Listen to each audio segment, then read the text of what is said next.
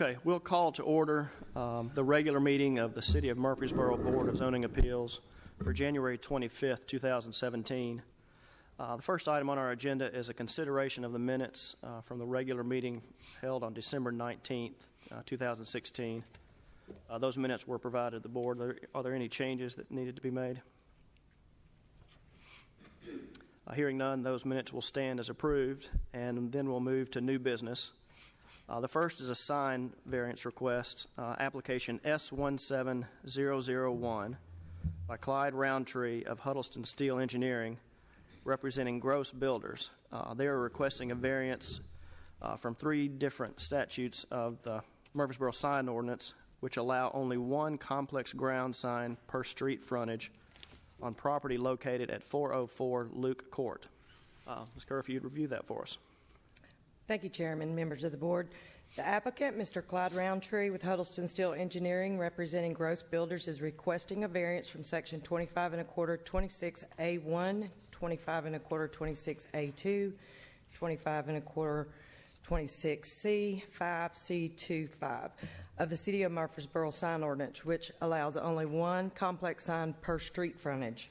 The proposed signs are located at 4048 Luke Court, which is north of Highway 96 off Franklin Road, and is a ring road with both public road entrance drives accessible from Old Fort Parkway. As you can see from the exhibit, this would be Fortress, and then they are the property outlined in green. The applicant is requesting a variance to install two freestanding wall signs, one at each entrance. There will be one on the right-hand side of the building and one on the left side of the building. The property's road frontage is approximately 580 foot with two property entrances, one at the northern side and one at the southern side. The proposed freestanding wall signs would be 33 square foot with an overall height of 8 feet 6 inches and with external illumination. Section 25 1/4 26A1 states that it shall be unlawful to have more than one ground sign on a lot of record or in violation of the regulations set forth herein. Section 25 1/4 26A2 states that if the lot of record has at least 100 feet of frontage on each of two or more public streets, there shall be no more than one ground sign along each side of the lot of record bordered by such streets.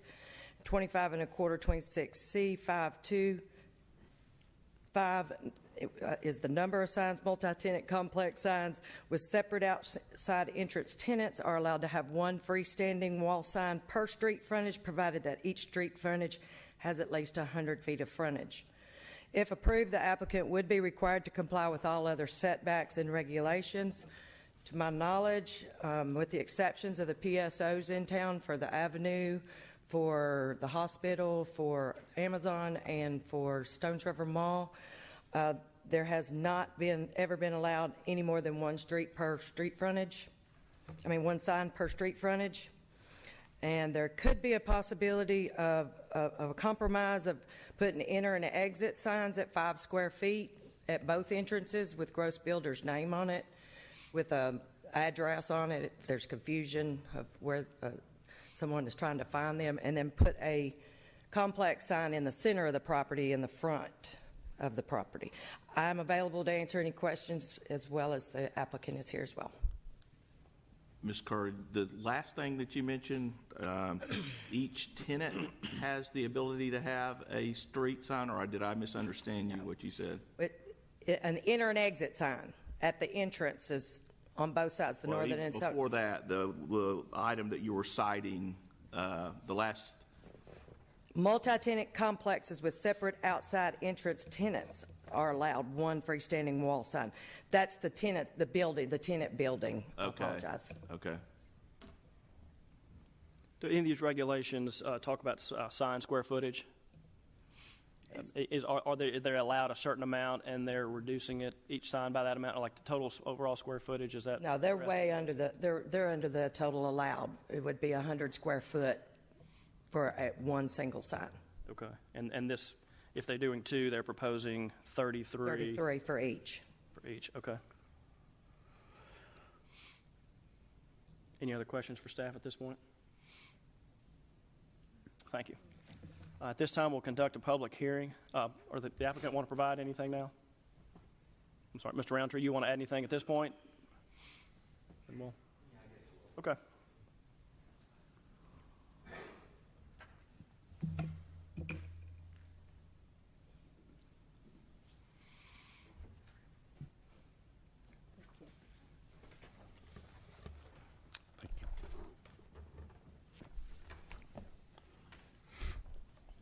Thank you, sir.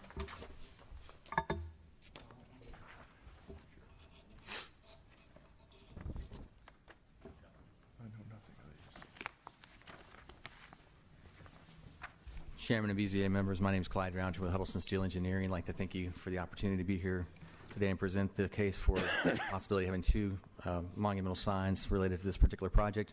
I'm accompanied by Tony Stevens with Gross Builders and Rick Porter, who's the architect with Gross Builders as well. So if you have any specific questions for the client, they're here to answer those. I just want to walk you through. I've got 5 different pieces, exhibits, if you would, related to this sign. The first exhibit is really just the sign itself, so you can see the character of the sign. It's a typical tenant sign, and as Amelia said, 33 square feet, 8'6" height, and so that's what we're proposing in 2 different locations. As far as the situation we're dealing with, our arguments for really requesting the signs are several. The first one is related to the road alignment.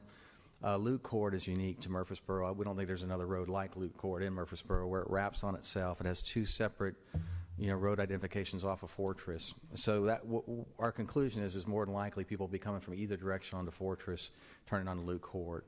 So whether they come to the first entrance when they're coming in from the east or coming in from the west and take the other entrance, we realize there's already a position of confusion because it's a road with 2 different access points. So if you look at Exhibit 1, it basically just shows you the site. And that's this one here where it shows the overall master plan.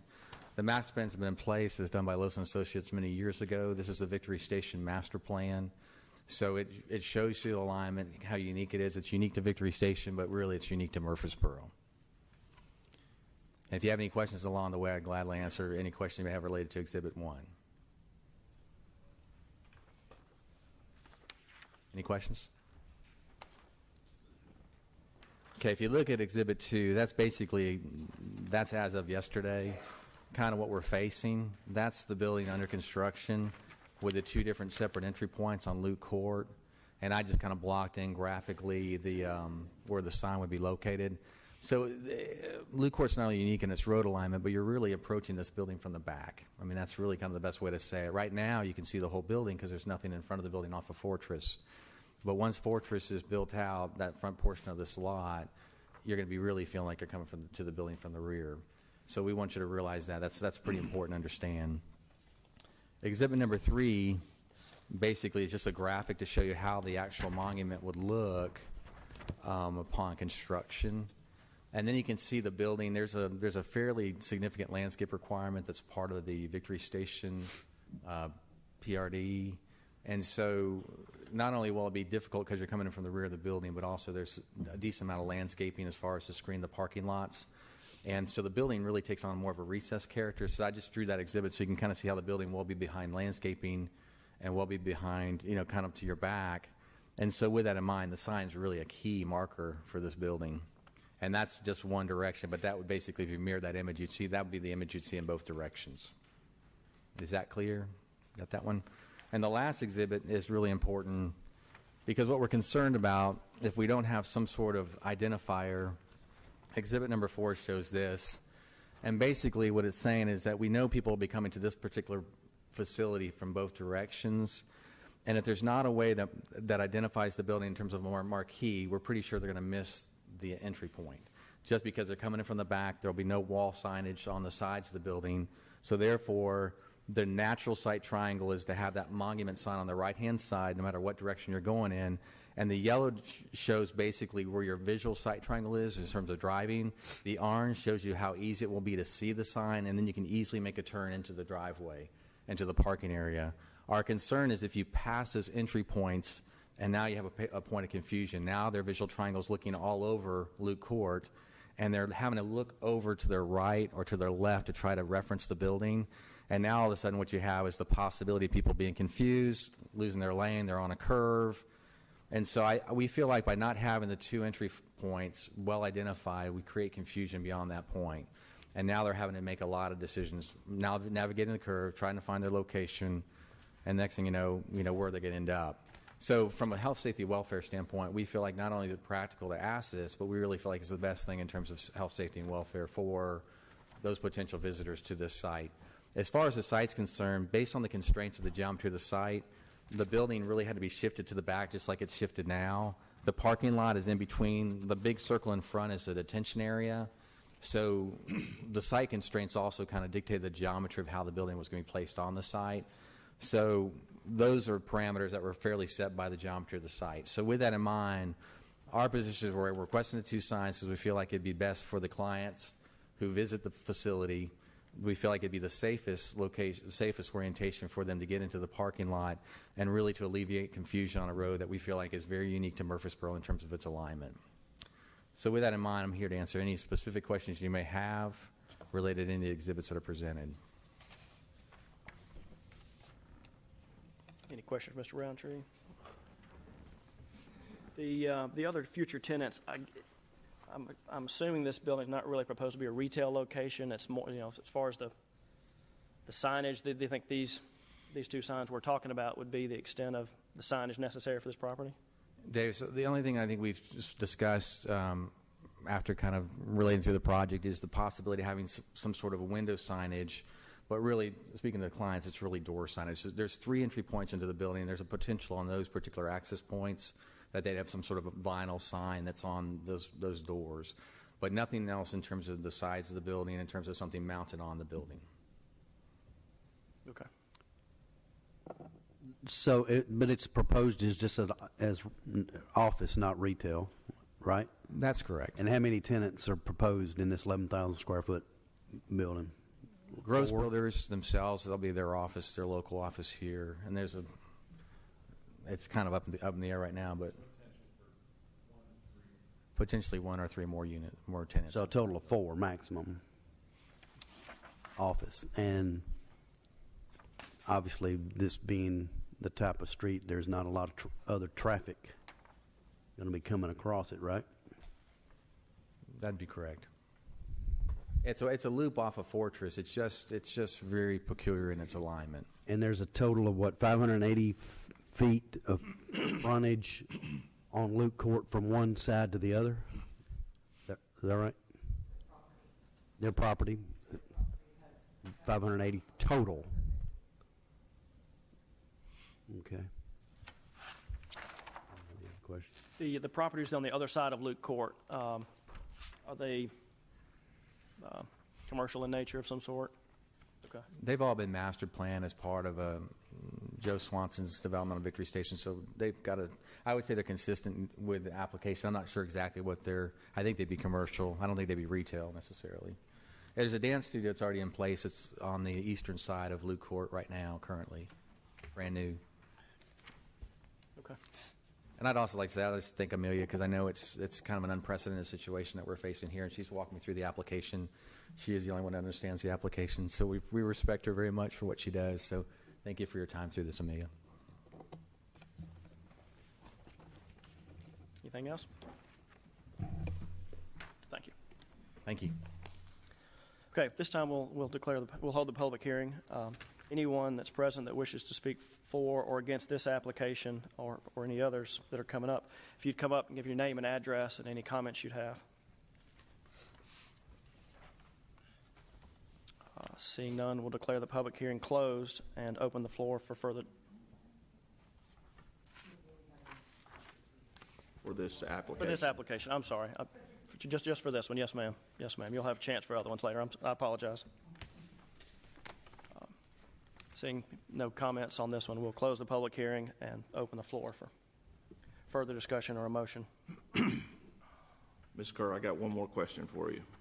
So if this was what I would call squared off or in a rectangle or square shape versus a horseshoe shape, how many would they be allowed? 3 entrance signs in that instance? If it had been made, say, 3 streets, That's right. and they had 100 feet of frontage on each of those 3 streets, they would be allowed to have 3, yes, sir. Okay. Thank you. And that's based on the total front foot? That, it would be based on per street. Per street. So if you have a street on a corner that has 2 elevations, and they each have 100 feet of frontage, they would be allowed a sign on each of those road frontages.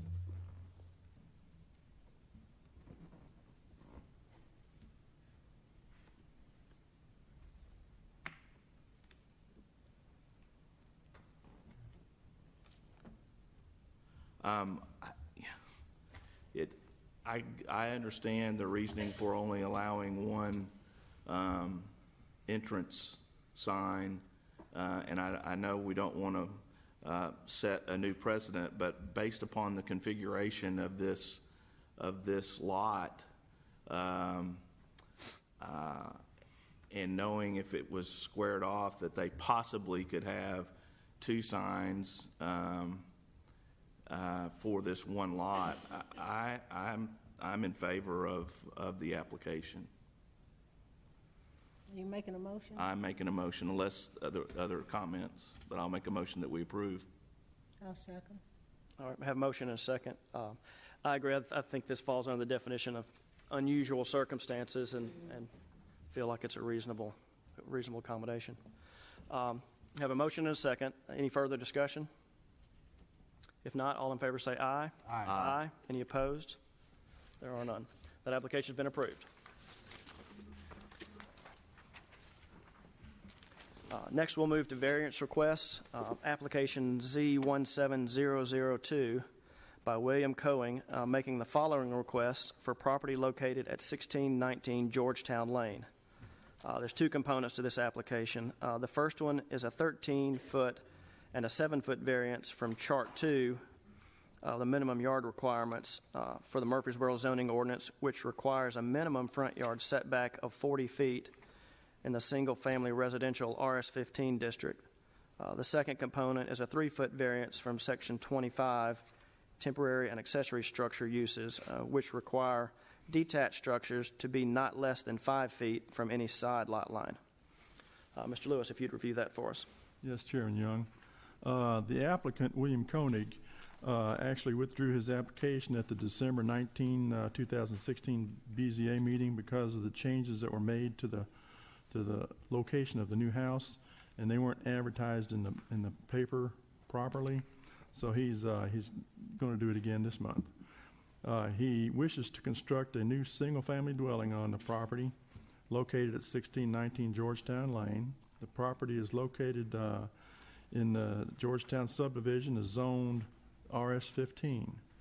The property is situated near the terminus of Georgetown Lane and the cul-de-sac, and it measures approximately 145 feet in width along the street frontage and 175 in depth along the northern property line. Total area on the lot is approximately 21,500 square feet. It's about a half an acre. The previous single-family dwelling that was occupying this lot was destroyed by fire. In Chart 2 of the zoning ordinance, it lists the minimum required building setbacks for the RS-15 district as 40 feet on the front, 30 feet on the rear, and 12.5 on the sides. Detached structures can be no closer than 5 feet from a side and a rear lot line. As shown in the exhibit and on this aerial photograph, the proposed house will encroach into the required front setback by a little less than 13 feet and by a little less than 7 feet on the other end of the house. The proposed detached garage is proposed to be located within 2 feet of the side lot line. The applicant is requesting a 13-foot and a 7-foot variance from the minimum 40-foot front yard setback requirement, as well as a 3-foot variance from the side yard setback for the detached structure. In the applicant's previous house, he had a width of approximately 75 feet and a depth of approximately 45 feet. The house was situated closer to the street than the neighboring houses. While most houses along Georgetown Lane appear to be at least 35 to 40 feet from their front property lines. This house was approximately 25 feet from the front property line. The new house will have a width of 58 feet and a depth of 78 feet with a side entry in addition to the detached garage. In the request letter, the applicant addresses the standards for obtaining a variance. He contends that the subject property is located along the bulb of the cul-de-sac, which is creating a practical difficulty and constitutes an unusual characteristic. The applicant's front property line is curvilinear due to the property's location in the cul-de-sac. The curvilinear front property line results in a parallel curvilinear front setback line and the reduced depth of the southwestern side of the property. The applicant contends that this situation is not self-created, and the previous house, which was destroyed by fire, he wishes to construct a new house with a setback similar to that of the previous house.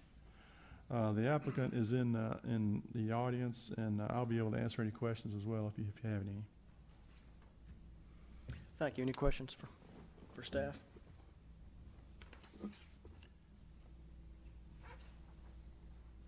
All right. Mr. Cohen, anything you'd like to add? No, sir, I couldn't say it any better. Okay. Anybody have questions for the applicant at this point? All right. Thank you, sir. At this time, we'll conduct a public hearing. Anyone present wishing to speak for or against the application, if you'd come forward, state your name and address, and provide us any comments. John Floyd. I live in 1610 Georgetown Lane. I just wanted to add that the neighbors right there in the cul-de-sac, I live directly across the street from Bill. We've signed that petition. We're in favor of his variance. That's all I need. Thanks. Okay.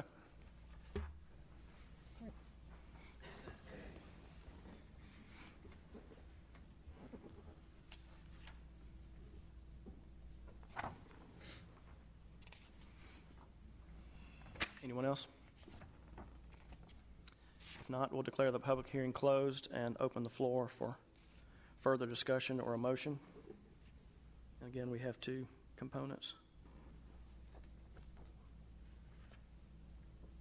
I think that Mr. Koenig got with the surrounding neighbors, and they came to a conclusion and of what they would like to see, and I think this was the end result. So it sounds like the neighbors in favor of it. So I'll make a motion that we approve the 13-foot and 7-foot variance indicated in item number 1 of this application. I'll second.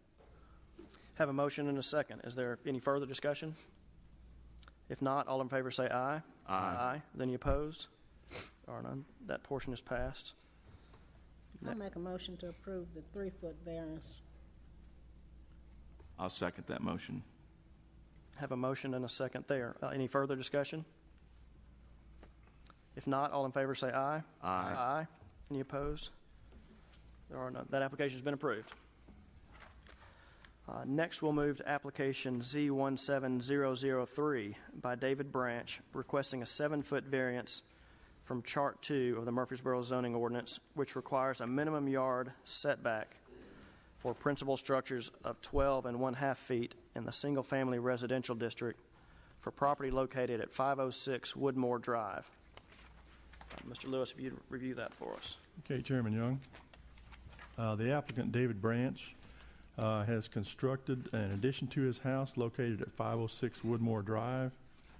Property is located in the Bellwood Annex subdivision, is zoned RS-15. The property is irregular in shape, measuring approximately 26,932 square feet, or a little over half an acre. Chart 2 of the zoning ordinance requires a minimum side yard setback for principal structures of 12 1/2 feet excuse me, in the RS-15 district.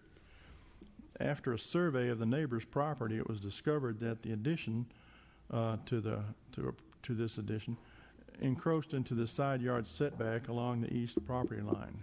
The encroachment is almost 6 feet, so the applicant is seeking a 7-foot variance. As indicated in the attached request letter, The addition to the house was constructed too close to the property line according to the zoning ordinance. After the construction phase, the applicant learned that the addition encroached into the required side yard setback along the east side of the property. The addition is approximately 6.7 feet from the property line. The applicant contends that a licensed contractor pulled a building permit and construction commenced. Following a neighbor's survey of her property, it was discovered that the applicant's addition was constructed too close to the property line. Staff visited the site, took some photos, and reviewed the materials submitted to by the applicant. It appears that in order to comply with the setback requirement, the applicant would have to, number one, modify the structure in its current location to make it conform to city standards, or two, remove the structure altogether. The applicant is thus seeking a 7-foot variance from the zoning ordinance requirement of the 12.5-foot side yard setback. The applicant is in the audience, and I'll be able to answer any questions you may have. Any questions for Mr. Lewis?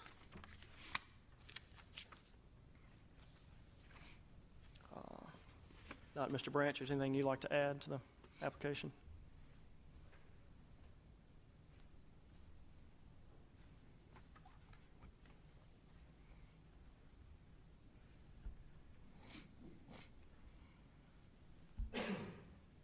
Hi, David Branch, 506 Woodmore. Pretty much as stated, pulled a permit. It's a small addition to the side of my family's home, and after the neighbor's survey was done, it was found that it was too close to that 12.5-foot setback, and like you said, it's 6.7 feet from the setback. Just requesting a variance to leave the structure in place. Thank you for your consideration. Okay. This time we'll conduct a public hearing. Is there anyone present wishing to speak for or against this application?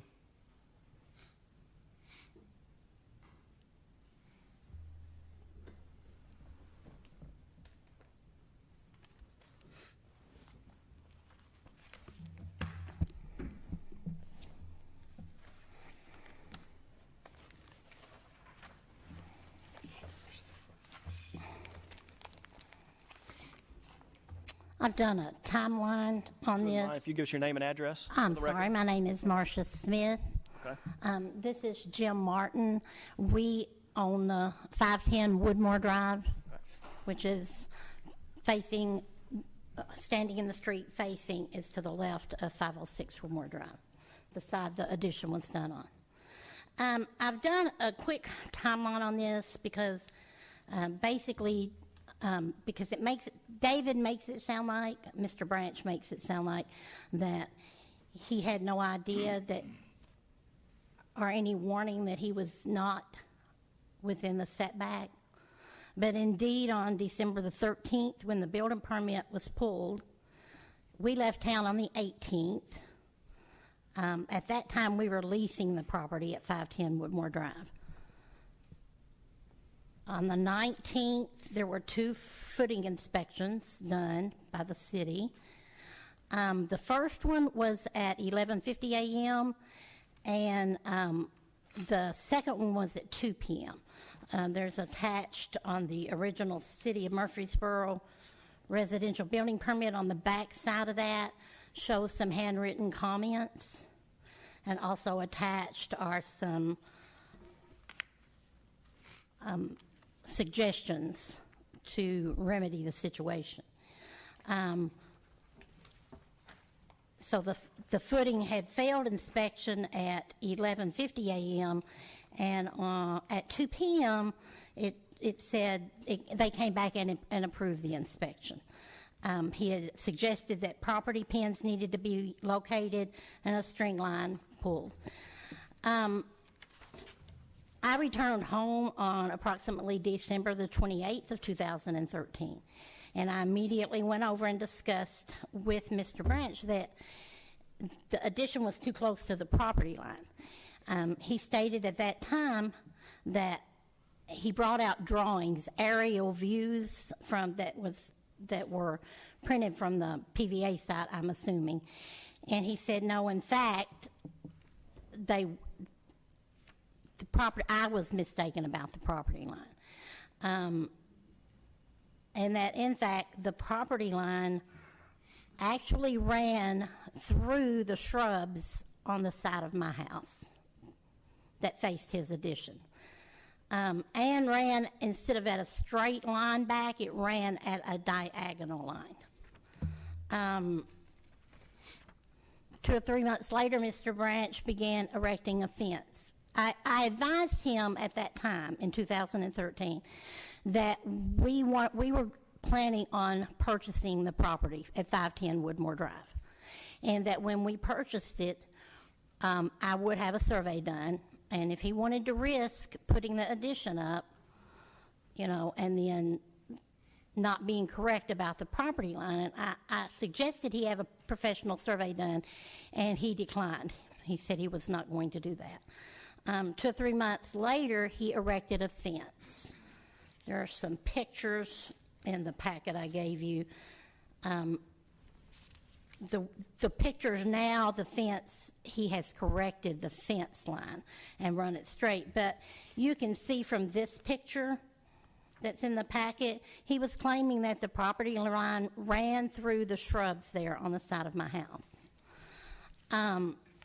He started erecting a fence in 2014, the summer. And again, I walked out and I said, Mr. Branch, I actually said David because he was a neighbor. But I said, that is not the property line where you're erecting the fence. And he said, yes, it was. Everything's good. I said, okay, I'm just reminding you that, it might be better to go on and get a survey now, because I will when I purchase the property, when we purchase the property. We purchased the property in December. That was the end of a discussion about the addition or the fence. December 2015, we purchased the property at 510 Woodmore Drive. I had a survey done in August the 16th of 2016, in preparation for a large landscape project that we were planning. As it turned out, the line was exactly where I had told him it was in 2013. I advised Mr. Branch of this. He said he would move the fence. The fence wound up being a good 7 feet on our property in the back. He advised me that he would move the fence, and I said, but that doesn't take care of the addition. And he was mistaken. He said, well, you only have to have a 4-foot setback. And I said, no, 12.5 feet setback for the addition. Detached structure was 4 feet. He said, what are my options? And I advised him he could have a survey done to verify my survey. He said he was not going to have a survey done at that time. I then stated that his options were to bring the addition into code or remove the addition or file for a variance. Then on August the 17th, 2016, which was the day after we had our survey done, a B-Tray did a site visit inspection and marked the result non-compliant. The next week, Mr. Branch moved the fence. On August the 26th, I obtained copies of all of Mr. Branch's permits. On August the 31st, Mr. Branch was working on the fence where he had moved it. I walked out and asked, would he please fill the big holes that were left when he took the post up? He said yes, that he would. And then I said, have you applied for a variance yet? He said, no, I'll do that later. And I said, well, I noticed that you were marked non-compliant on your permit on August the 17th. And he became very upset with me at that point and wanted to know how I knew this and how did I get a copy of his permit. And I said, well, because it's public record. So he had wanted to speak with with Jim when he got home. Jim walked out. He said, but when Jim got home, he wanted to speak with him, but he wanted me to remain in the house. And so when Jim got there, we both walked out. He said, I understand you need to speak with me. And he said, yes, but I want her to go back in the house. And so that was pretty much, there was some discussion that ensued. But that's when I decided on August, that same day, I started corresponding with Mr. Holtz in the Building and Codes Department to see how I needed to resolve the issue. On September 16th, I spoke with Mr. Holtz about options resolving the issue, and because Mr. Branch still had not filed for a variance. And he stated the city would send a letter to Mr. Branch advising him he was in violation and giving him options and a time frame. September the 26th, the city sent the letter. And on January the 10th, I was advised by Mr. Anthony that the paperwork for a variance had been filed. So that's where I did this timeline so that you could see that basically he indicates in his letter that he turned in and in the portion that was prepared for today that it makes it sound like he had no idea there was any issue with the line until we had our survey done on August the 16th, and when in fact he did. Also, there are a couple of things on the agenda that I was sent. He contends that a licensed contractor pulled a building permit and construction commenced. I do not see anywhere on the building permit. It's his name, his signature. I'm assuming his signature. I don't see that a licensed contractor anywhere pulled this permit. He pulled it himself, or that's what it looks like to me. Also, there was a permit pulled on 4/30/2015 regarding this same addition, and it was an electrical permit. And a contractor did pull that electrical permit. That contractor listed as Decker Construction, which I understand is Mr. Branch's father-in-law. So an electrical permit was pulled for the addition. Then when he was putting the fence up, I had advised him prior to him taking the fence down and putting it back up on the line that you have to have a permit for a fence, and he said, no, in fact, you don't. And so he went ahead and put a fence up twice without a permit. Then he applied for a permit on the fence. This application looks like on 9/8, which was after the fact, after he had put up a fence and taken it down and put it back up again. I have included, the pictures I've included are simply to show you, this one was to show you that he contended that the line ran through about 2 feet, 1 to 2 feet of my shrubs. He contended, if you look at this picture, you can see, this is the one with the fence. This is the corrected fence. But if you look where I have the red arrow drawn, you can see where the grass meets the dirt. That fence at the corner started slanting back toward the back property all the way so that when it got to the back property, it was 7 feet off. And the other picture is simply a picture of the addition and where the fence connects. And then there's the last picture on here.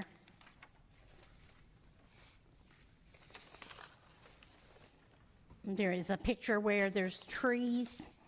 I got this off the PVA site because those trees are all gone now, but I've put a red mark in between when we moved, and this is what in December of 2013, I tried to explain to David to Mr. Branch, that we had always been told, and everybody, and the person that lived there prior to him also verified the line started between those two trees and ran straight back. Of course, until I had the survey done, I couldn't verify that. I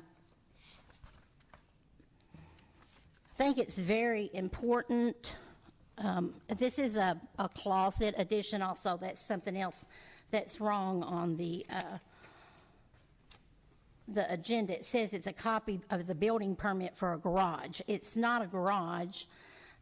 This permit was pulled for a walk-in closet.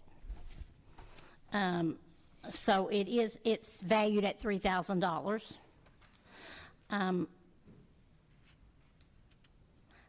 I do know that from what I read and the information I gathered from the city website, that variances can sometimes be granted when it's considered a hardship, such as you need a wheelchair ramp, or perhaps a sunroom addition for a child that has a liver condition.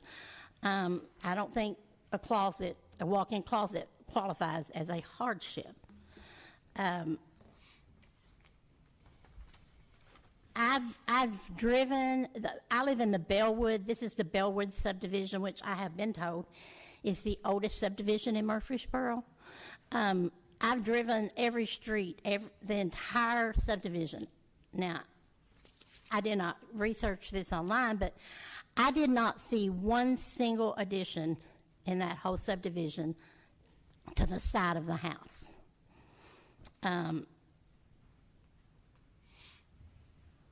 This street, Woodmore Drive, is a very stable, it's a very, very stable street. The people that have lived there for years. Jeff Jordan lives right across the street from us, and he's lived there 40 plus years. Everybody, including Mr. Branch, takes pride in the street and their yards, and we appreciate that. But I think if a variance is granted, it sets a precedent to build first and then get a variance later.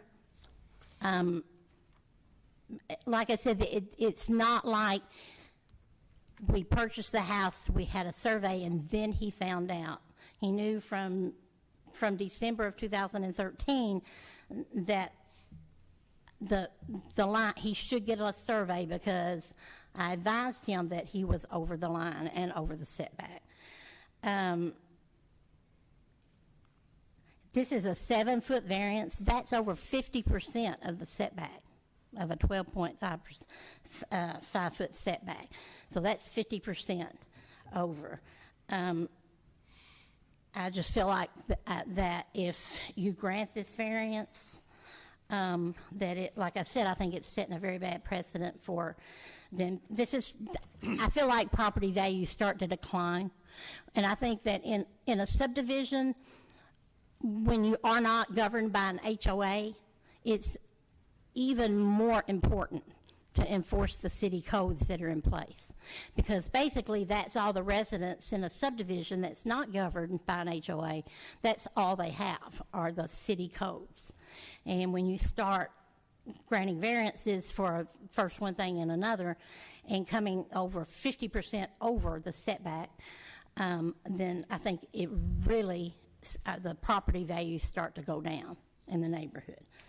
And I'm just afraid that if you grant this variance, it will, as the old saying goes, people will think, well, it's easier to get forgiveness than permission.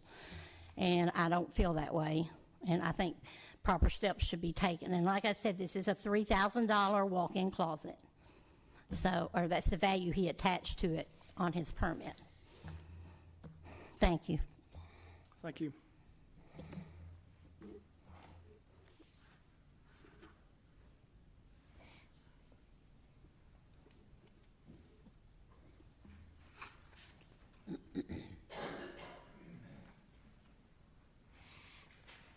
Chairman Young, I'm Dan Decker. I'm the licensed contractor that aided on this job or assisted Mr. Branch on this. I just wanted to make the comment that when we laid out the foundation for this addition, the pin on the southwest corner, I don't know if you have that plat in front of you, but the pin on the southwest corner was found, and that's what we measured off of to determine where the boundary line that's in question was. Whether that pin was placed improperly or I measured wrong, I'm not certain how it happened, but I just wanted you to know that we in no way were trying to circumvent the setback. We thought we were within the boundaries, within the setback lines, so it was an honest mistake that was made. Not yet. Let's make sure the. I'm sorry. She was going to make a quick follow-up comment if there's no one else. Okay. If you give you just a second longer if you'd like.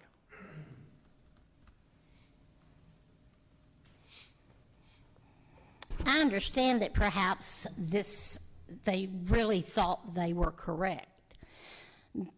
But before the addition was ever completed, when someone says, you know, when a neighbor comes over and says, you're not on the property, this is not the property line.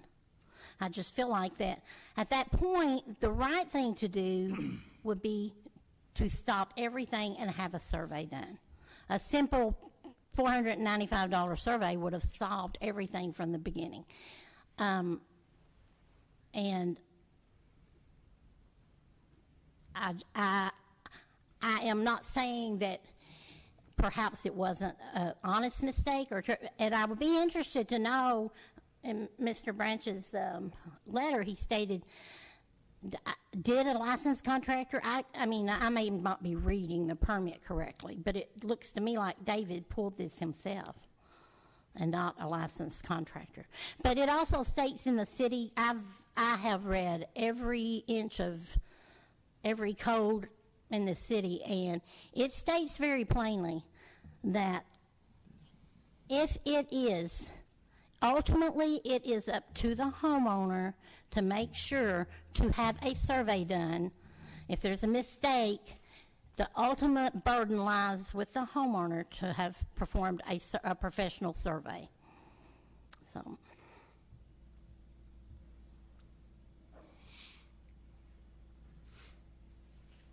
Anyone else wishing to speak? All right, if not, we'll close the public hearing and open the floor for further discussion or a motion. I have a question. Mr. Holtz, have you seen this permit that she's speaking of? Okay. So can you explain the writing that says, I'm looking at the permit issued on, well, the date it was signed was 12/3/13. Yeah. So it says, someone's written on here, 12/19/13, footing fail, MR 11/15. Did the footing fail because of the proximity of where it was being dug, or did it fail for some other reason? The MR you're reading is MK. That stands for Monty Kapavic.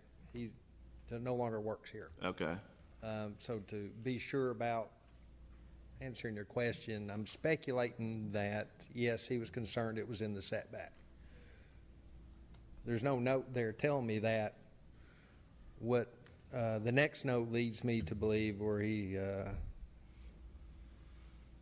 says block inset 1 foot to achieve 12-foot 5 side setback, it's kind of telling me, yeah, that was his concern when he was out there. That was so if an inspector sees that something doesn't meet, would he then tell the contractor or a homeowner the concern that this is not where it's supposed to be, and you're gonna, if you continue on, you're gonna have to ask for a variance? Or, and I know you're speaking for someone that's no longer here, but yeah, is that the way it works, or no? They actually just handed me a copy of the formal correction notice that he would have left them out there at the job site. And the correction notice says, need to locate property pins and place string line high enough to properly measure side setback. So he was concerned about the setback. Now, to answer your question there, on existing houses, it becomes a little more difficult. If we can't get a good level of comfort that it's within the setback, or I should say out of the setback, Right. we can say, yes, you need to get a licensed surveyor Okay. to do that. But apparently some pins were located or placed after his initial inspection. He went back, investigated, and I'm going to say he had a certain level of confidence that it was okay. You say some pins. Do what now? You say some of the pins may not have been the original ones. Well, I have no way of knowing that. Okay. Based on what Mr. Decker said, that they located one pin, but I mean, I wasn't there. The notes don't say. I'm going to assume that pins were placed after the initial inspection because he asked them to place them high enough so he could measure the setback. How they were located, who located them, I don't. We don't have an official survey that where those were placed. But normally our inspectors, if they don't feel comfortable about something, they will just stop. We need to regroup and get a surveyor in. Just show me where you're finding these property pins, something like that. We've been known to hold up projects for a couple of days trying to get all this worked out before we approve the footing.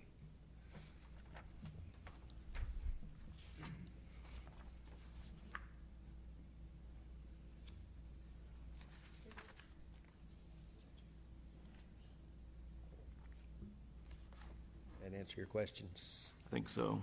To the best of your ability, anyway.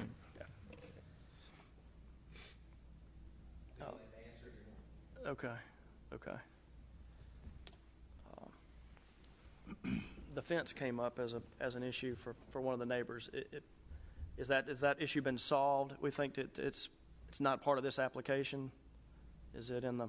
It's not part of this application, no.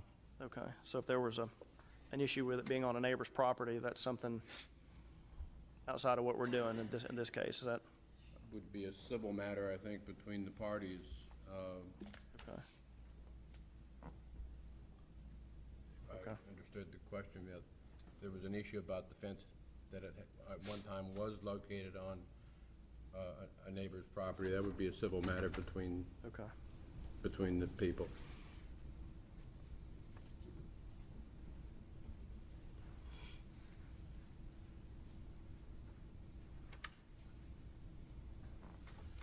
I get to start talking every time, but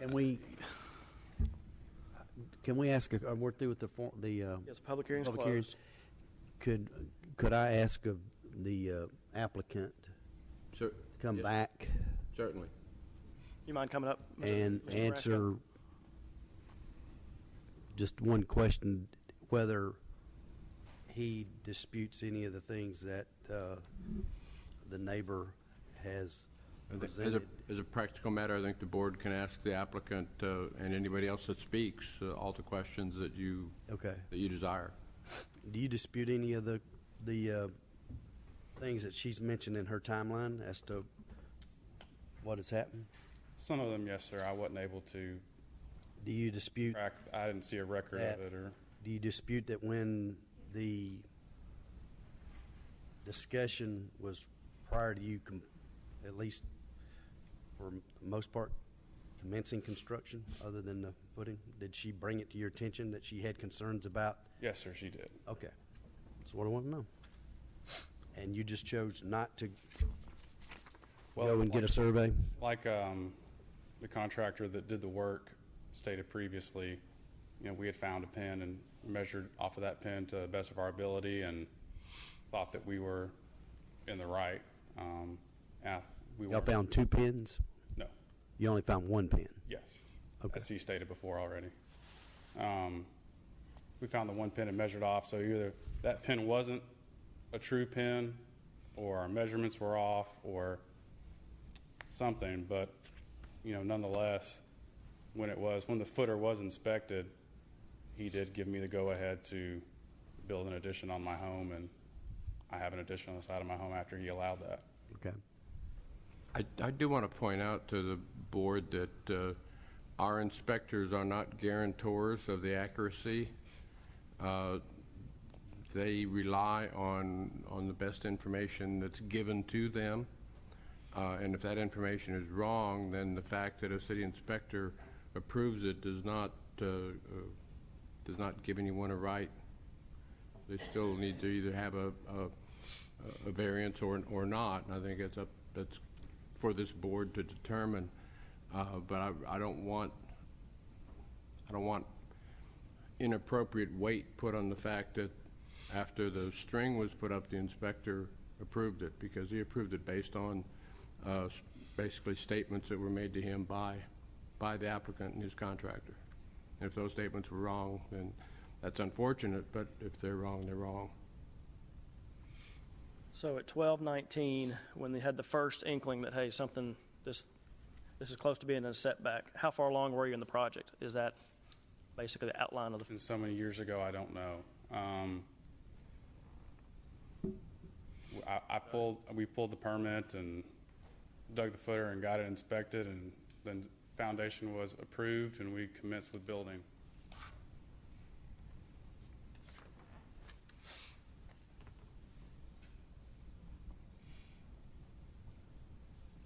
So this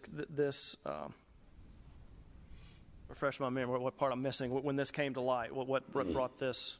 The neighbor had an issue, hey, we need to have it surveyed, or what triggered the variance here? Yes, sir. The neighbor had her property surveyed. But is she on the other side of this addition? Yes. Do I have that? Okay. Yes, we share the line between the addition and our two homes. So you're not on her property, are you? No, ma'am. I'm 6.7 feet away from her property. Okay.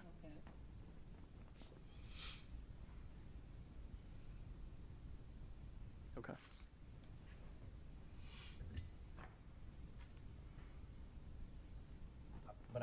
But within a couple of weeks of you commencing is when she first brought it to your attention. And you declined to get a survey then. Is that a fair statement? Yes, sir, it is a fair statement. But again, we thought we had done our due diligence, and to the best of our knowledge, it wasn't a negligent, and not to lessen the stance of a renter. I was a renter for a long time. They've been great neighbors. But she wasn't the property owner that I was talking with. I haven't actually, until they purchased the home here recently, I had never met the property owner.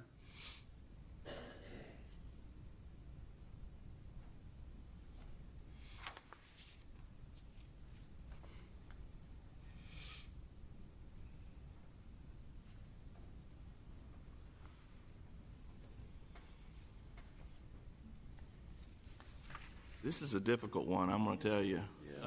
We've had these come before, and this board, however many years I've been on it, and I've never seen one where the neighbor had addressed it prior to it getting to this point. And even when we have granted them, it appeared that there was not necessarily a reason for the applicant to even know or halfway know that there would be an issue with the property line. I don't know if Mr. Decker's your father-in-law or not, but I know Mr. Decker very well, and I would agree or have all the confidence in the world that if he shot it from that post or whatever, that he felt like that he was doing it correctly. My only issue with this is that it sounds like it was brought to your attention and no action was taken. I understand that. And she's brought stuff to my attention before on the property that was incorrect. When we first bought the home, there was a very old chain link fence that they had put right on the corner of the house, just so they wouldn't have to fence in, to the house from a previous owner, and it went straight back.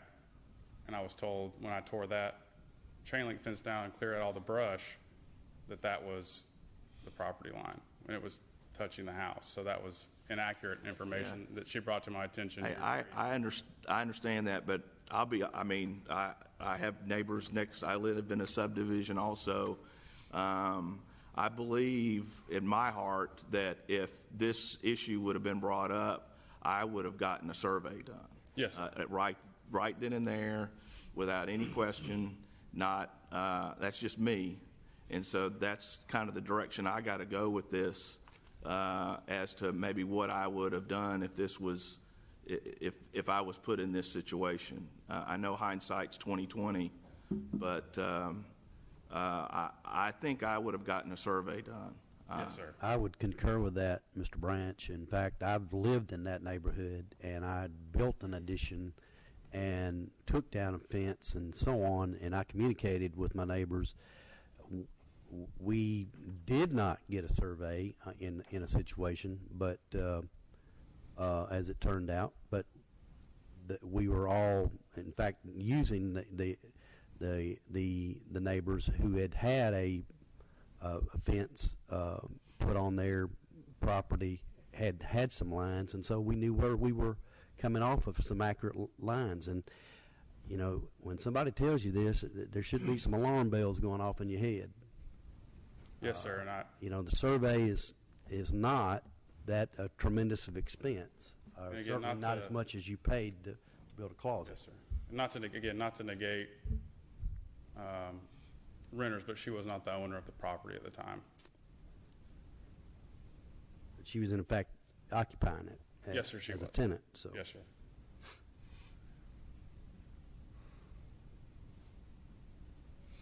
What are the, I guess this is for Mr. Ives, what are the actions that this body takes? I think that in this situation, you have a choice of approving the variance and granting it, or not, or denying the variance. So what are and this may not be a fair question, but I'm going to ask it, and you can just tell me. You can't ask that. What are the repercussions if we denied this request? That'd be a little speculative. Okay. All right. I can think of several possible ones, but it may be that nothing happens. But there will be a structure there that that encroaches, and that encroachment hasn't been taken off of the books. So it'll be there, and whether it ever causes trouble for anyone or not. I mean, denial of the variance in and of itself is not going to cause him to have to take down all or part of his addition. But he'll have a non-conforming structure. It would be up to someone to take additional steps for that, or potentially, when he wishes to sell, the new buyer may find it impossible to get title insurance because he's got, and that's where frankly a lot of these come up. Comes up when the person wants to sell, and then they discover that there's an encroachment of a few feet or a few inches, and so the title company won't close, and then they come in here to try to remedy it. Frequently, in that case, it's sat there for a long time. Nobody cared, right? And then it's discovered, and usually they're not very big. Sometimes they're fairly large encroachments. But I can't say for sure that a title company will catch this. Right. I mean, not all title companies require surveys anymore. This may go on for years and years and years, and nothing ever happens with it. But I guess the board also needs to look at the standards for variance and make the determination of whether this case meets those standards. And then the handout in front of you, that the requirements are to show that there are practical difficulties, that the narrowness, shallowness, shape, topography of a lot. And we see that frequently on cul-de-sac lots because you've got a corner of the lot that it's an unusual shape, and that the property's physical characteristics, when compared to others in the neighborhood, cause a problem. Again, if it's a triangular lot or something of that nature, and that neither the practical difficulties or the unusual characteristics of the property resulted in any deliberate action by the landowner. In other words, it's not self-created. In previous matter, the landowner didn't create the cul-de-sac. It was created by other people, and then he needs to try to fit a house that's proportionate to the neighborhood into a lot that, because of the shape of it, makes that a little more difficult. What are the setbacks what are the side setbacks in some of the more, I guess, denser neighborhoods that are more toward the central business district? In RS 12 and RS 10, they're 10 feet. So there's 10 feet. Yeah. And that's probably the bare minimum, right? Well, in RS 8, there's 5 on one side and a total of 15. So it may be 5 on one side and 10 on the other, 6 and 9. So, but 5 feet is the maximum. this It's subdivision, closest. this portion of that subdivision was developed in the early 60s, and that's, I guess, I think it's the RS 15 it was already standards, right? 15, Right. Basically, Yeah. had those setbacks from the beginning, but even if it were in a neighborhood closer to the center where those setbacks are either 10-foot side or 8-foot side, they still aren't in compliance. I mean, they would be. Well, if it was an 8-foot setback, I believe it would be. But, 7 feet. well, no, it still would be a little bit increase. Even if it's an 8-foot, it'd be. That's just more for my education than anything, since I'm relatively new on the board. What is, for my more experienced members of this body, what have y'all done with this type of situation before? I mean, as I mentioned earlier, I don't recall a situation where, I'm not saying we didn't have one, but I don't recall a situation where the applicant was asked, warned, whatever term you want to use, to maybe get a survey. Again, I get the whole, we were going off the original pins, but when somebody brings it to our attention, and it sounds like more than once, I think I would have gotten a survey. I really do. Well, and the point, going off a pin. A Yeah, pin, not. yeah. That was why I asked if it was a pin or Right. 2 pins. And I don't know enough about surveying to even sit here and talk about it, but.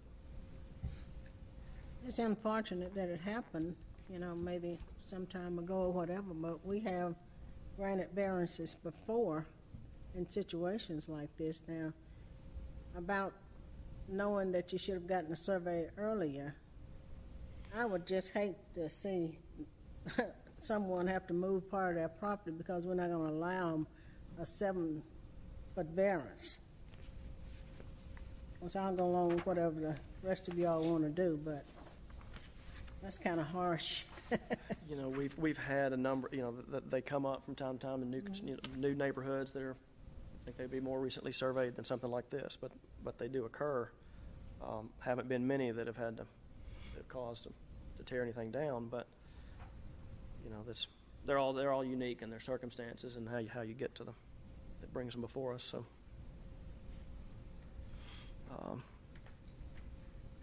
again, it boils down to it is a difficult one. It boils down to, okay, we have a contractor that said they did a survey and tried to check like you normally do, and on the other hand, hey, I've got the city telling them, hey, you might have an issue here. Make sure you double check. I mean, that's a lot of flags that, hey, we might need to take a look at this a little closer.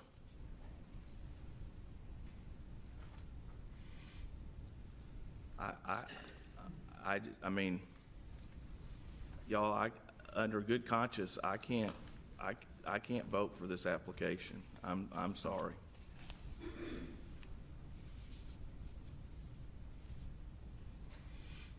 What do you say, Tim? I agree with Mr. Halliburton. I think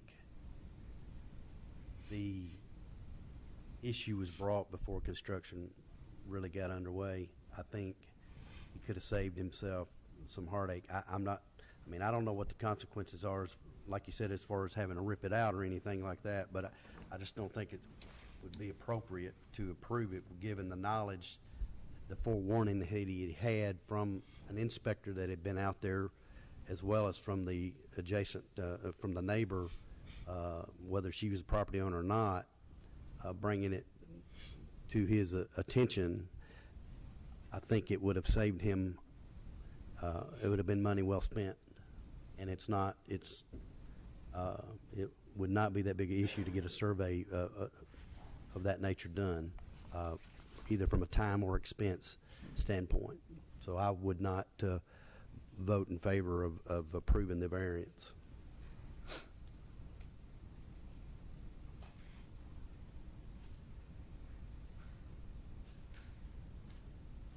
One of y'all need to make a motion to defer. Make a motion to deny the application, maybe that's appropriate. I mean, I'll make a motion that we deny the application. I'll second. I have a motion and a second. Are there any further discussion? I'll just say, well, while it's tough, I'm siding with the fellow board members, and there were some warning signs here. It's tough to do, but I agree with their position. We've got a motion and a second tonight. All in favor say aye. Aye. Any opposed? That application's been denied. Next, we'll move to application Z17004 by David Underhill, representing Sam and Darlene Baker, making the following request for property in the single-family RS10 district located at 1310 Stonewall Boulevard. The two components to this application. The first one is a 1-foot variance from Section 25E1A of the Murfreesboro zoning ordinance, which requires that accessory structures on interior lots in residential districts be located a minimum of 5 feet from the rear property line. And the second component is a 4-foot variance from Section 25E1A of the zoning ordinance, requiring that accessory structures on interior lots in residential districts be located a minimum of 5 feet from the side property line. Mr. Lewis, if you'd review that for us. Yes, Chairman Young. The Board of Zoning Appeals reviewed this application at last month's meeting in December and deferred taking action on the request pending receiving additional information regarding stormwater runoff from the newly constructed garage. The applicant, David Underhill, is representing Sam and Darlene Baker, who own the property. They begun construction of a detached accessory structure, which is the garage, located on the property at 1310 Stonewall Boulevard. The property is located in Bel Air Acres subdivision and is zoned RS10. The property is rectangular in shape, measuring approximately 100 feet in width by 135 feet in depth, for approximately 13,500 square feet in total area. It's about a third of an acre.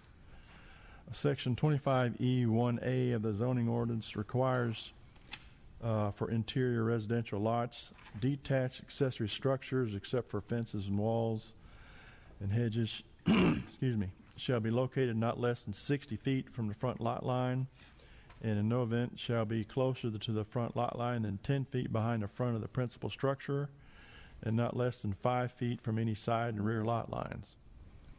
Upon inspecting the accessory structure, the Building and Codes Department determined that the structure slightly encroached into the required 5-foot accessory structure setback along the rear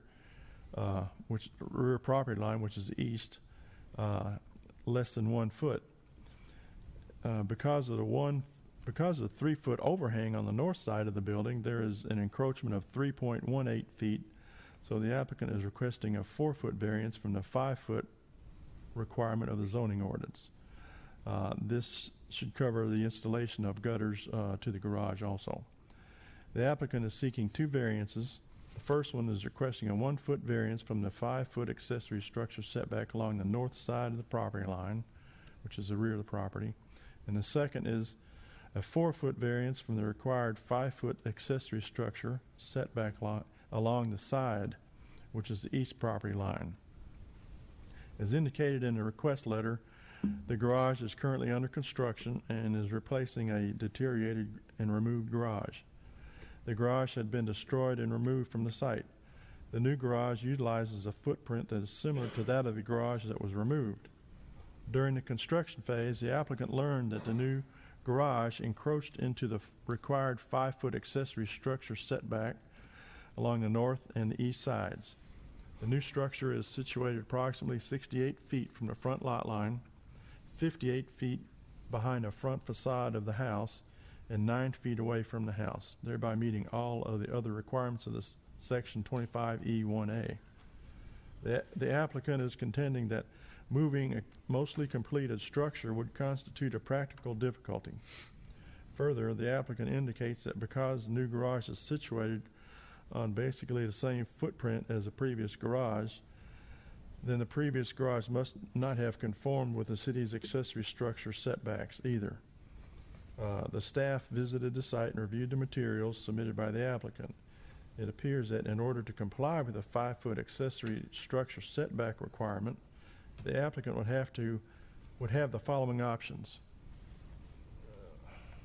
And one of them would be to move the structure to a location that conforms to the city standards, or modify the structure in its current location and make it conform to the city standards, or remove the structure altogether.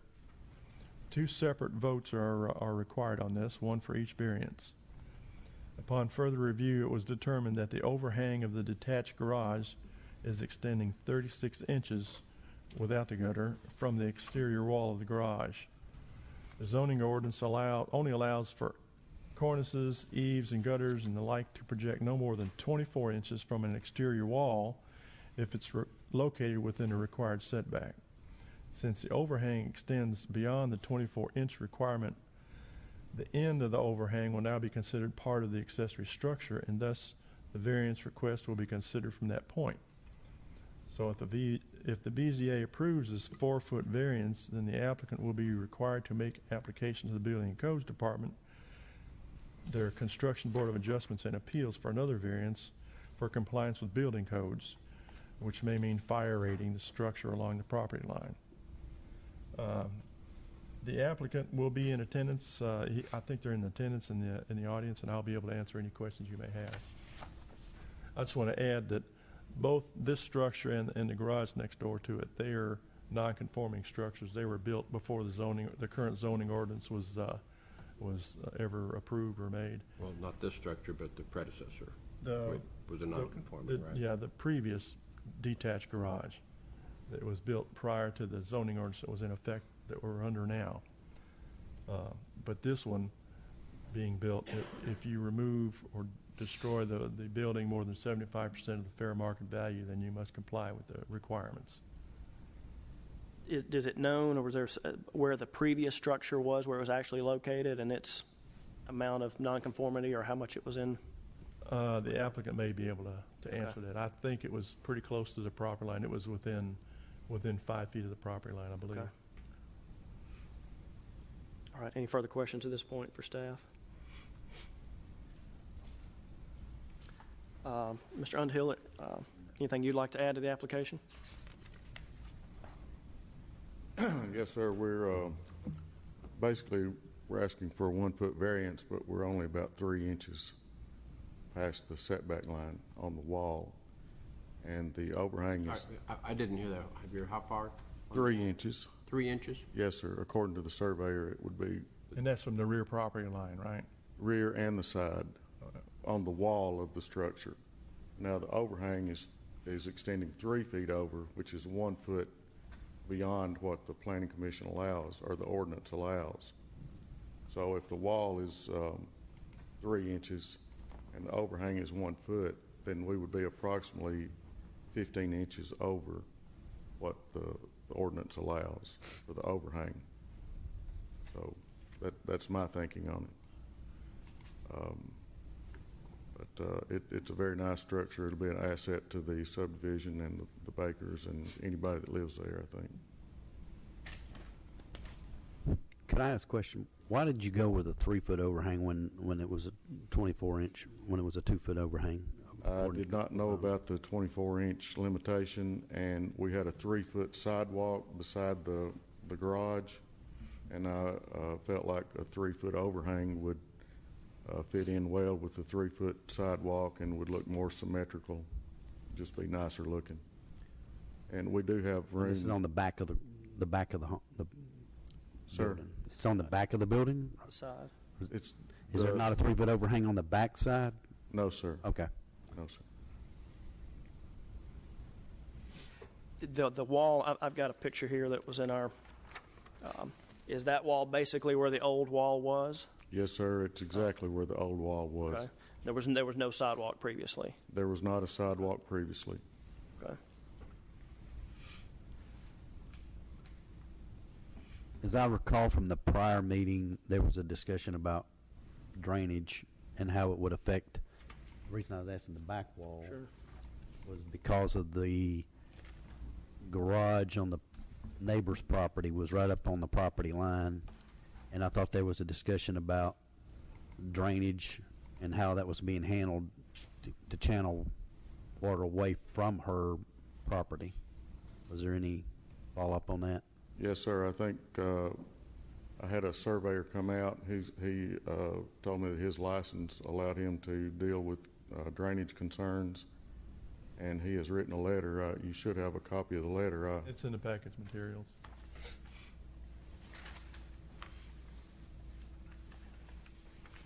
I don't have any other questions. Yeah.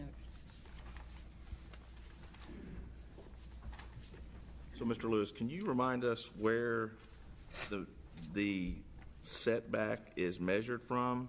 Is it the wall? Is it the foundation? Or is it the sidewalk?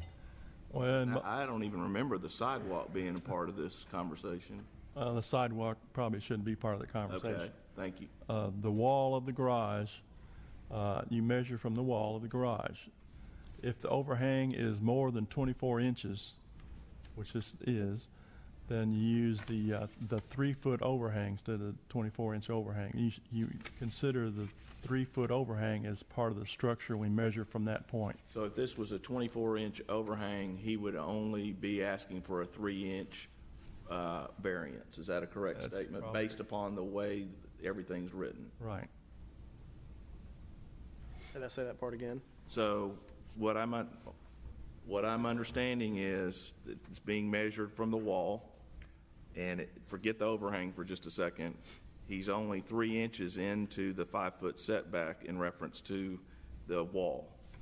So where he's causing himself a problem is he's extended. If he had kept this as a 24-inch overhang, he would only be asking for a 3-inch variance. But now we're having to take into consideration the 36-inch overhang as the starting point of the variance.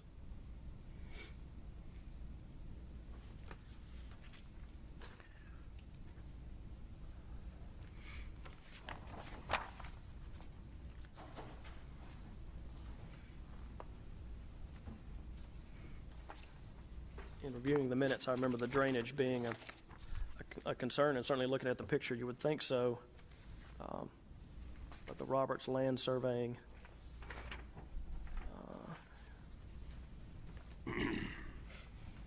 says it's been flowing away, been flowing to the north. Is that what y'all gathered?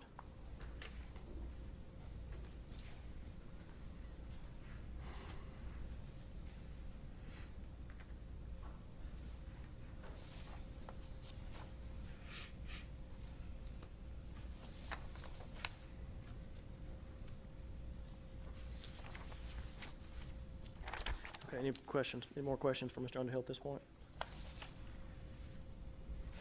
Thank you, sir. Thank you. At this time, we'll conduct a public hearing. Is there anyone present wishing to speak for or against this application? If you'd come forward and state your name and address and give us any comments. My name is Mona Hunter. I live at 1316 Stonewall Boulevard. I'm next door to the Bakers. And may I give you this letter that I'm Sure. going to read? Sure.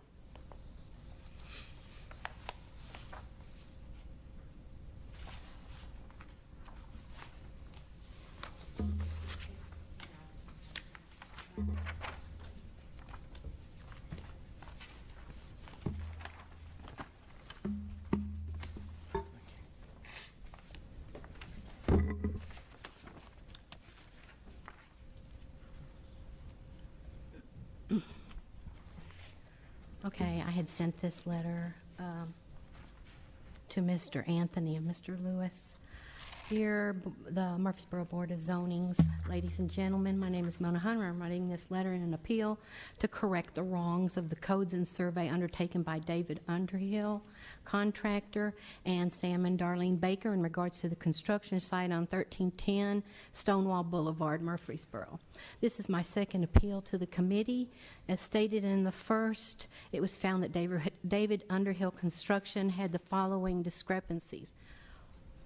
One was that he obtained a permit by the city and began construction approximately 4 months before the survey was done.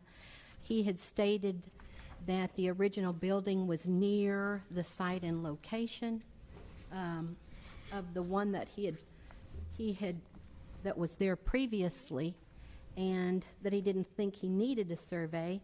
And the fact is, as you can see, this is the construction site before,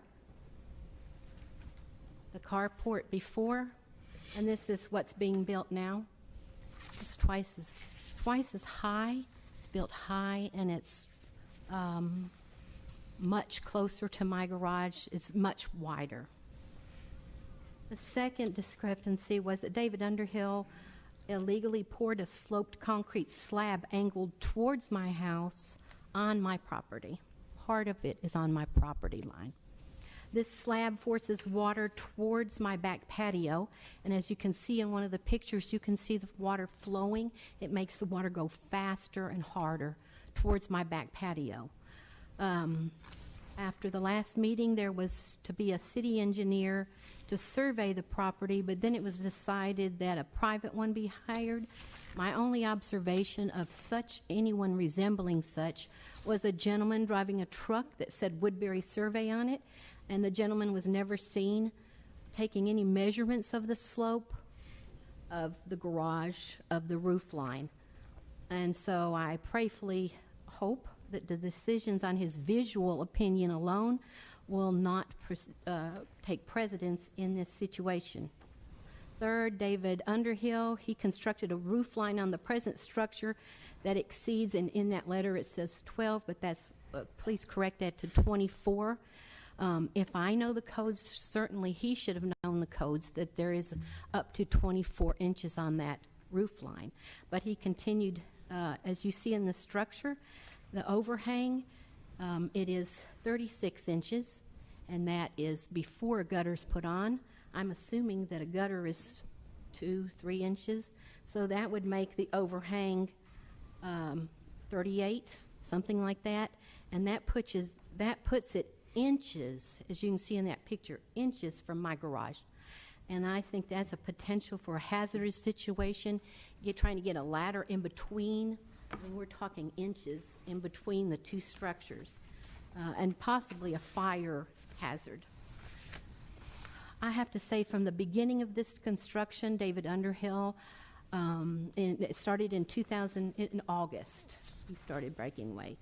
And I have felt intruded upon and bullied. As a senior living alone, I had to endure, they cut a tree down of mine without my permission. They put a shredder on my property to shred the tree. He brought in heavy equipment on my property, and as you can see in the picture, damaged my driveway. Brought concrete trucks in with my permission. I've had to go get no trespassing to keep them off of my property line.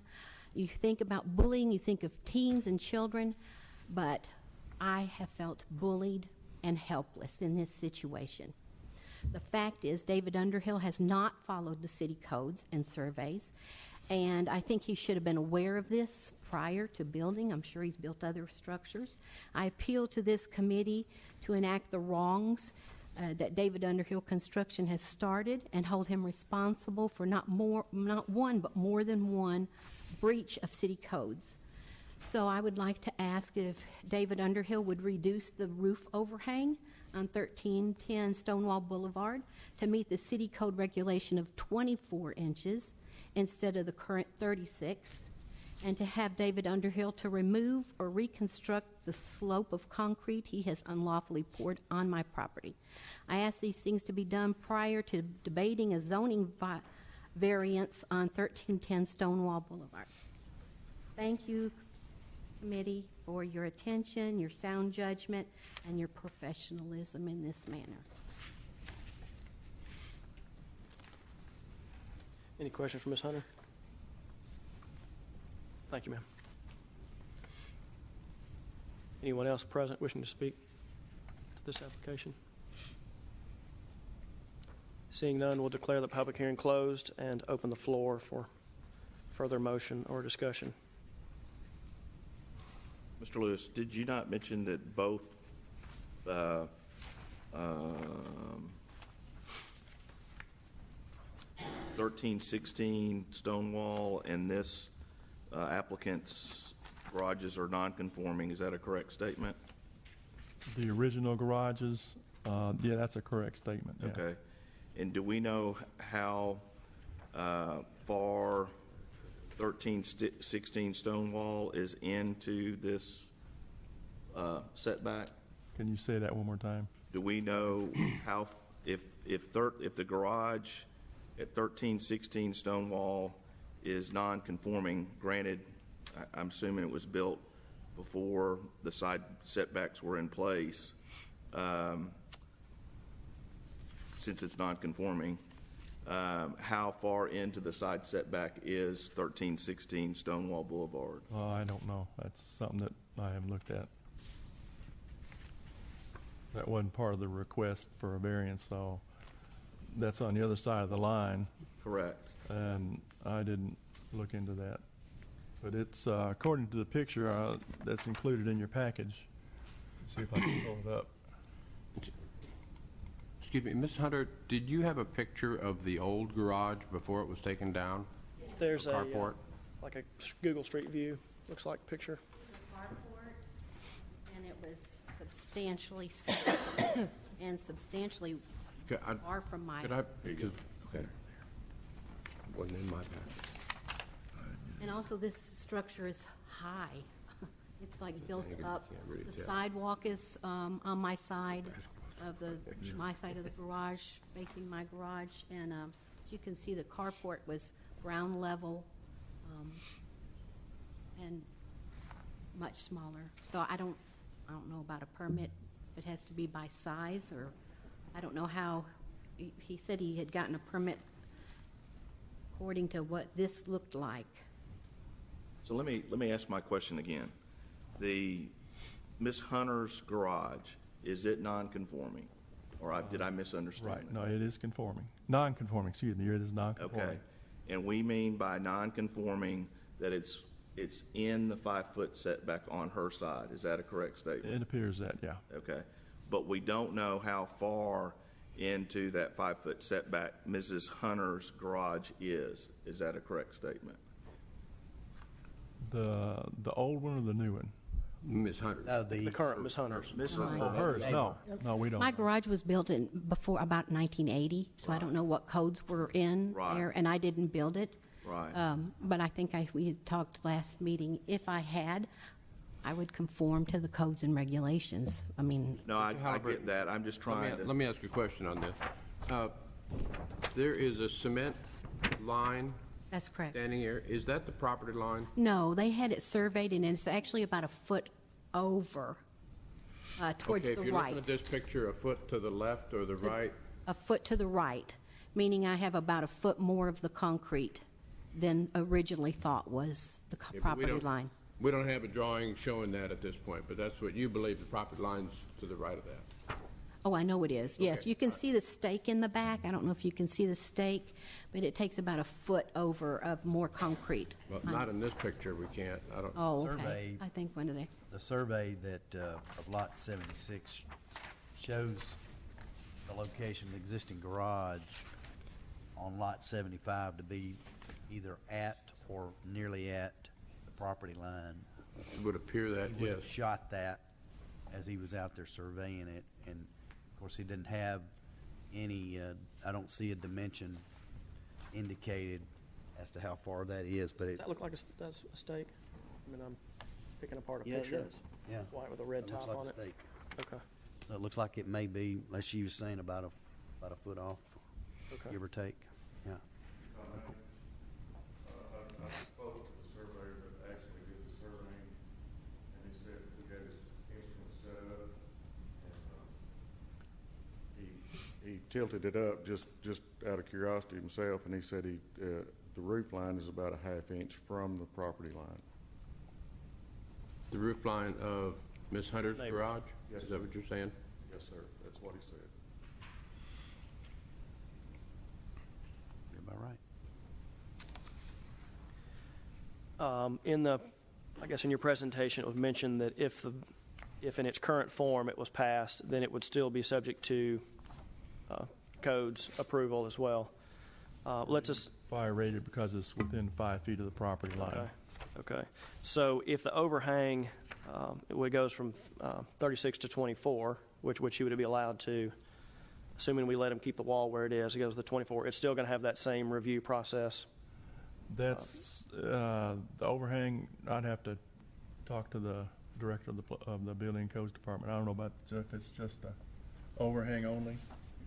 I guess at this point it would be the 3 inches. We're assuming the wall is 3 inches in, so that triggers the variance. And regardless of the overhang, it would have this. I mean, certainly with these two this close together, the fire concerns are certainly there for me. The building code was amended when we adopted it to say no structure can be within 5 foot of a property line. The overhang can extend 12 inches into that 5 foot setback if it's 1 hour rated. Now, if we're going to go less than 5 foot with either the exterior wall or the overhang, it requires to go before the Construction Board of Adjustment and Appeals, similar board to the BZA. They will make whatever decision they think's best. If history dictates what they're going to do this time is the exterior wall will be 1 hour rated and the soffit will become 1 hour rated. Now, that's an independent board.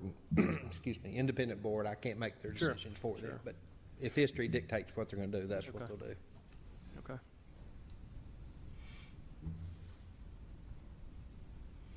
Thank you. That answered my question. Appreciate it.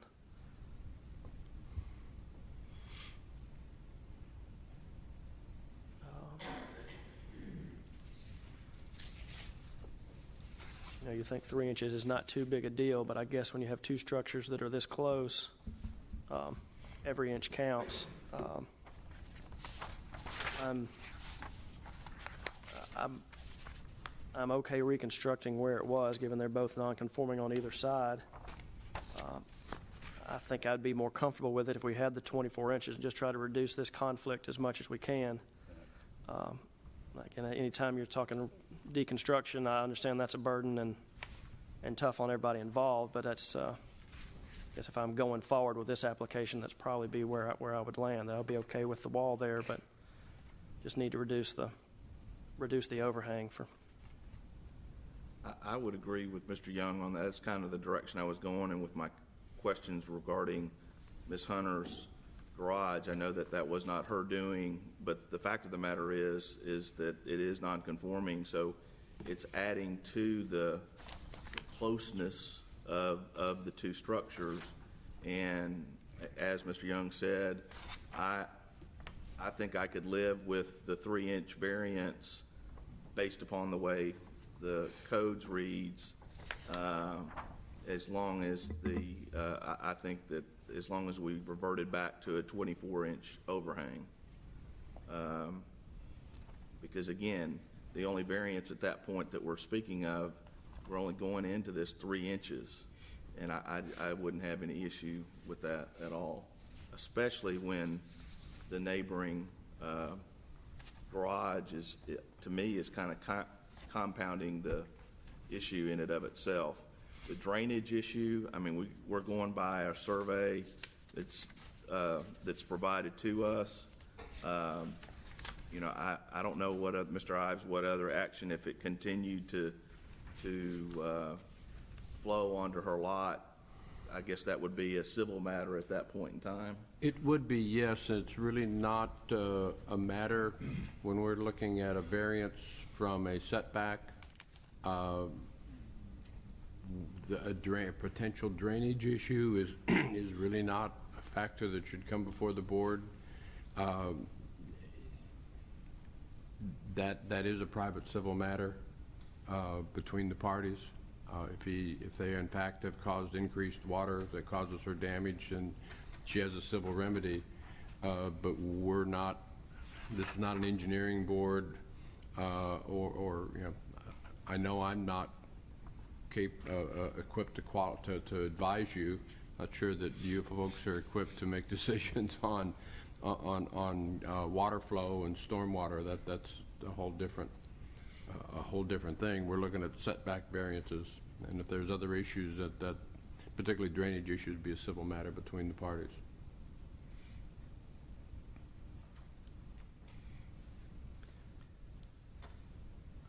I guess the first component of this application reads 1 foot because we were allowing for the 36-inch overhang. I'm not sure what motion will be presented, but what would our variance or the motion read if we were going to not allow 36 but reel it back into 24 inches? At that point, he's 3 inches into a 5-foot setback, so it's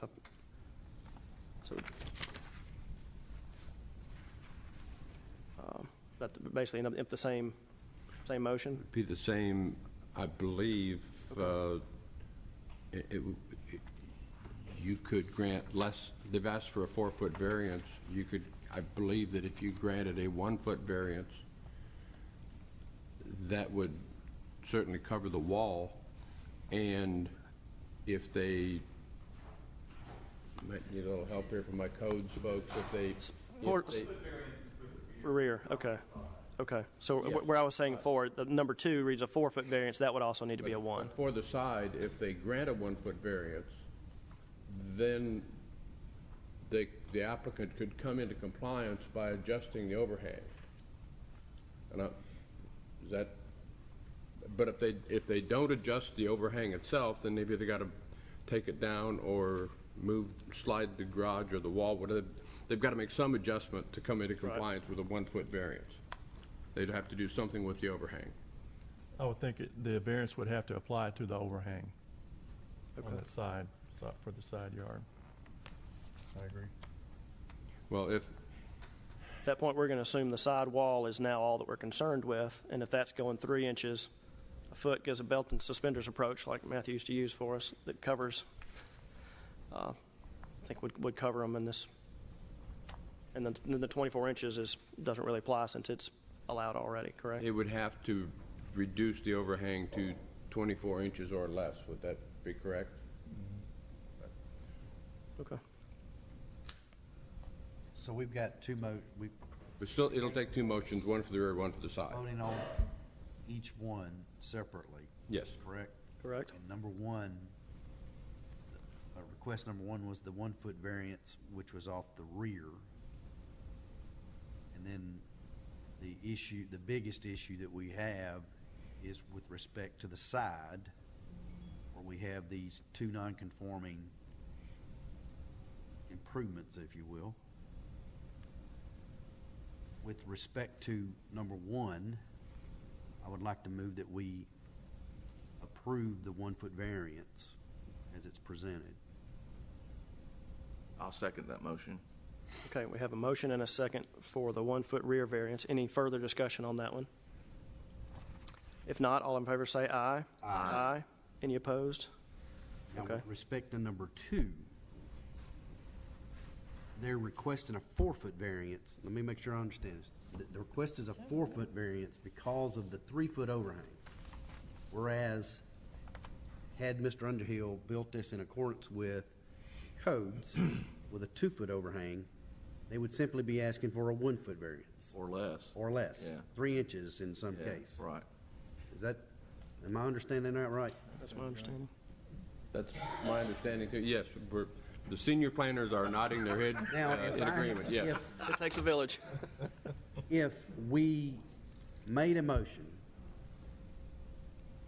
to approve a 1-foot variance with the stipulation that they correct the overhang to bring it into compliance. Is that something that we can, I To guess? reduce it no more than Mr. Ives, 24 inches. Right. we can make that type of instruction or approval? I think if you simply do a 1 foot zoning, I'm sorry, a 1 foot variance with respect to the wall, and that is granted, as of right now, they will still be out of compliance on the side, and they'll have to do something with the overhang in order to come into compliance. That, Donald, Matthew, that sound right? If there's simply a 1 foot variance granted for the side, then the structure itself will still be out of compliance because of the overhang. They will have to adjust the overhang in some manner in order to bring the garage into compliance with a 1 foot side setback variance, right? We're getting the affirmative sign. So yes, I think, Mr. Underhill, I don't think do you and the applicant understand where we're headed? Yes, sir. Okay. so I don't think we need to, you need to add the condition. I think if you simply give a 1 foot side setback variance, if you approve that, then that puts the burden on them then to make the structure come in compliance with that variance. Makes some sense? I'm just thinking that brings about a little more safety to adjoining properties by having a little, albeit, a foot or so, but still. I think it's a very good compromise with respects to the situation that we're in, and based upon the rules that we are under, in reference to the fact that this whole 1 foot causes them to measure from that point, whereas if we revert it back to 24, you can argue the point whether you agree with it or not. The fact of the matter is it allows us to measure from the wall versus the overhang. So I'll make a motion that we grant a 1 foot variance with the understanding that you're going to have to reduce this overhang to 24 inches or less. I'll second. Okay, we got a motion for a 1 foot variance on the side property line. Any further discussion on that? If not, all in favor say aye. Aye. And any opposed? All right, that part's been approved, the 1 foot variance. Thank you, guys. And thank you for the help from multitudes of staff. That's right. Next, we'll move to special use permits and variance requests. Application Z17005 by Clyde Roundtree of Huddleston Steel, representing Chuck Barnes. Mr. Roundtree is requesting a special use permit for the use of a mini storage facility on property zone commercial fringe, and a variance request for a reduction in a Type D buffer along the eastern side of the access driveway for property located on tax map 69, parcel 39.12 along Osborne Lane. Mr. Lewis, if you'd review that for us. Yes, sir. The applicant, Mr. Clyde Roundtree, is representing Chuck Barnes, is requesting a special use permit to construct a self-storage facility on the property located on Osborne Lane. And in addition, he's requesting a variance from Table 2 buffer zone requirements from the zoning ordinance. The property is located on the south side of Osborne Lane, just east of Memorial Boulevard, in a zone commercial fringe. The property totals 5.48 acres. There will be approximately 325 storage facility units on the property, with approximately 42,200 square feet of buildings. Excuse me. The zoning ordinance requires the Board of Zoning Appeals to approve a special use permit for the construction of a self-storage facility in the CF zoning district. In addition, the applicant is requesting a variance from Type 2 buffer zone requirements along the east side of the driveway by reducing the type buffer from a Type D to a Type B buffer. And this only applies on the east side of the driveway only. As indicated in the attached letter, the applicant is requesting a special use permit to construct a self-storage facility on the subject property. Included in your agenda package is a conceptual site plan, architectural elevations, and a letter addressing sections 8 and 9 of the zoning ordinance. Staff has also included photographs of the subject property and of the surrounding area for the board's reference.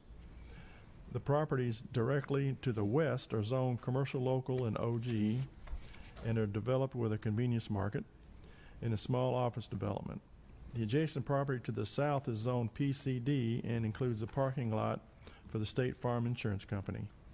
The adjacent property to the north is zoned RS-15 and has a single-family dwelling on it. Adjacent to the east are properties zoned RS-15 with single-family dwellings located on them. According to the concept plan, the buildings will utilize earth tones and will consist of split-face colored concrete masonry blocks. Access for the site will come from the single driveway off of Osborne Lane. Customer parking is proposed to be located in front of the office in the front part of the site. The applicant's letter addresses the standards for self-storage facilities as well as standards of general applicability. He's indicated that his client will not allow any of the proposed activities listed in the standards. The plan shows a Type A landscape buffer strip along the western portion of the property lines and a Type D landscape buffer along the eastern property lines. The applicant is also requesting a variance from the landscape buffer requirement in the zoning ordinance along the eastern side of the driveway only from a Type D landscape buffer to a Type B landscape buffer. He feels the Type D buffer along the driveway is burdensome since there's only one dwelling near Osborne Lane near the front of the property, and the remaining portion of the driveway from the end of the house to the actual site has no residential dwellings located adjacent to the driveway. The distance from the rear of the house along the driveway to the larger portion of the site is approximately 430 feet. Each request will require a separate vote. The applicant's in the audience, and I'll be able to answer any questions you may have to. Thank you. Any questions for Mr. Lewis at this point?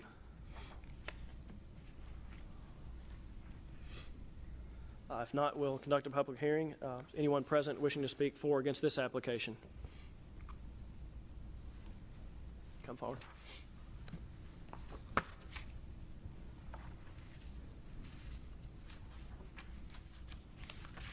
My name's Carl Flam. I live at 266 Osborne Lane, which would be the property right on the east of the drive that they're wanting to put in.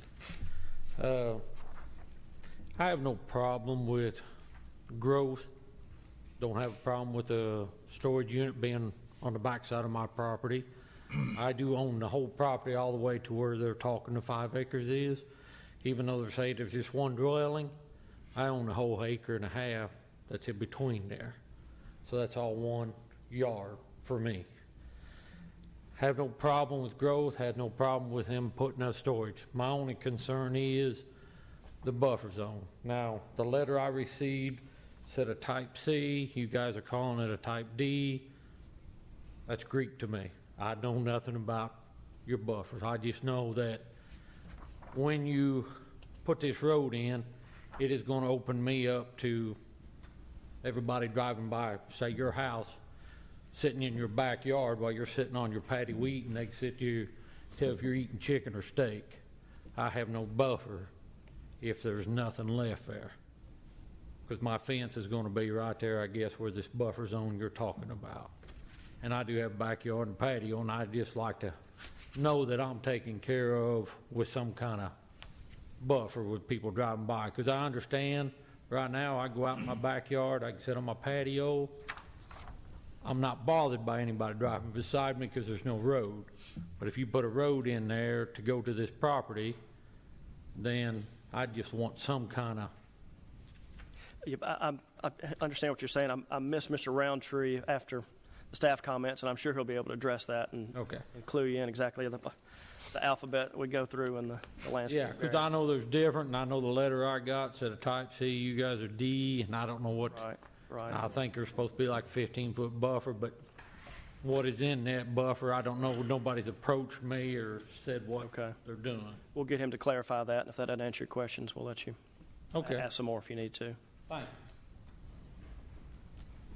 you. Anyone else? Seeing none, we'll declare the public hearing closed, and I'll let Mr. Roundtree Chairman Young, Clyde Roundtree, Huddleston Steel Engineering. Just for clarification, the variance request was really a result of just the length of the driveway and the narrowness of the driveway. The type D buffer, just for clarification, really your A and B buffers are your evergreens. Really an A buffer is one row of evergreens, a B buffer is two rows of evergreens. When you get into a C buffer, you're talking about shrubbery, and then you would talk a D buffer, you're talking about 2 rows of shrubbery. All the shrubbery would be on the driveway side, really on the road side. It wouldn't impact your piece of property because what we want for you is to have a solid wall of green that when you look off to your right, all you're going to see is vegetation. The issue is just the fact that the length of the driveway with that amount of shrubbery, it's going to be a tough thing to maintain because it's over a 500-foot long driveway. So we don't feel like it wouldn't change your dynamic at all whether those 2 rows of shrubs were there or not. It was just the length of the driveway. We're just asking for the variance for that reason. So that's for clarification. We didn't want to make, again, from his perspective, all that shrubbery would be on the other side of the evergreen wall versus on his side, if that brings clarification.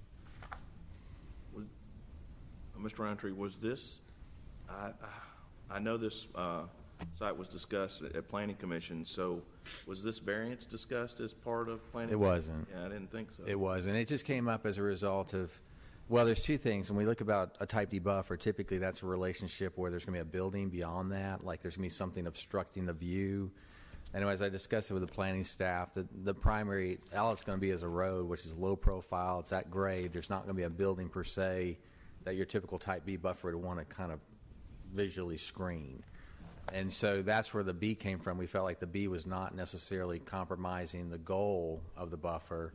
It just wasn't putting an overburden on the developer in terms of having to maintain that level of shrubbery for that length.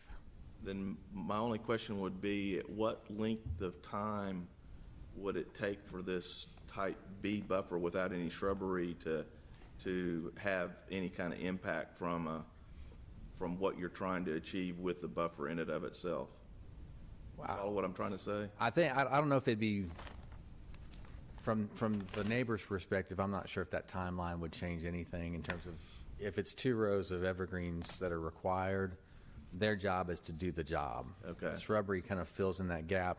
There may be a point in the initial phase where the shrubbery does help out, screen that road out a little bit. Right. But the goal is that the larger trees, the evergreen trees, that do the job of the wall. That makes sense, Ken. Does that make sense? Right. So it's hard to say timeline-wise. The goal is to have a solid screen wall. That's what the type A is. You're going to probably have to plant the trees, 10 feet apart? Correct. Because if they get too close to each other, they kind of kill each other. I've seen that in my own yard. We got the same kind of deal on the side of our back. Right. And those trees, we've been there 20 some odd years. If they're planted too close, one kills the other. But in that time frame, when you're planting these, there's not going to be a screen there just based upon the fact that they're having to be planted so far apart. Well, and that's where the type B gives you an alternating. So you have 2 rows. So what you do is you plant one, you alternate the other one. So the goal of the B buffer, I see, is to have 2 solid rows of evergreens. I'm with you. I mean, it's a bomber-proof buffer whenever it grows in full. Initially, with a B buffer, you'd probably still have a few caps. I understand what you're saying. I thought you were just talking about one line of trees, and you'd have a 10-foot separation between each tree. That would be a type A. A type A would give you that scenario. All right, I understand. What we're passing around is the buffer zone requirements in the zoning ordinance. The type D buffer is a 15-foot wide buffer. It's 15 feet wide, and a type B is 10-foot wide. So there's a little bit difference in the width. 1 row of shrubbery in the type B, and then 2 rows in the type D. So that's what we're talking about.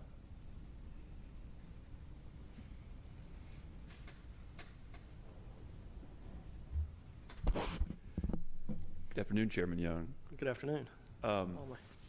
What that segment shows is a typical 100-foot section. So there's a key on the bottom of it, and you can kind of count how many particular types of evergreen trees, shade trees, and shrubs are in each 100 feet of buffer. And as Robert mentioned, it has to do with the width too. So it's density of planting and width. And so B would be 10 feet wide with fewer plantings. A D would be 15 feet wide with a greater density of plantings. There are a number of ways to achieve each different type of buffer.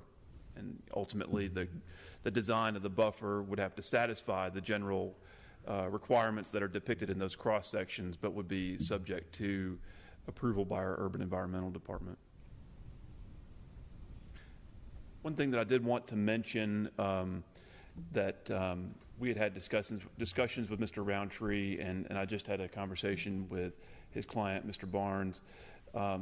The elevation that's provided in your packet is labeled as rear elevation, the one that contains the earth tone split face block. It would be our desire, and we've expressed that to Mr. Barnes, and he agreed to me. He or Mr. Roundtree can come up and confirm, but it would be our desire that that split face block be around not just a rear elevation, or to clarify, would not be a rear elevation, but would be the elevation on any building face that fronts any perimeter property line. And so we think that goes towards making the development more compatible with what's around it. And that clarifies, I think, the intent rather than just saying rear elevation, but saying perimeter building elevation. I would also make the comment, the way this thing's worded, it says for a reduction in type C, so when we make a motion, I think we need to say B, because it just says a reduction in type C. It doesn't say A or B. I think there was some confusion when this was first submitted. Mr. Roundtree's application materials said that he was reducing it from a type C buffer, but really what is required is a type D buffer in this instance. And so we kind of had to double back and correct a few things that that we had taken for granted were correct in the application.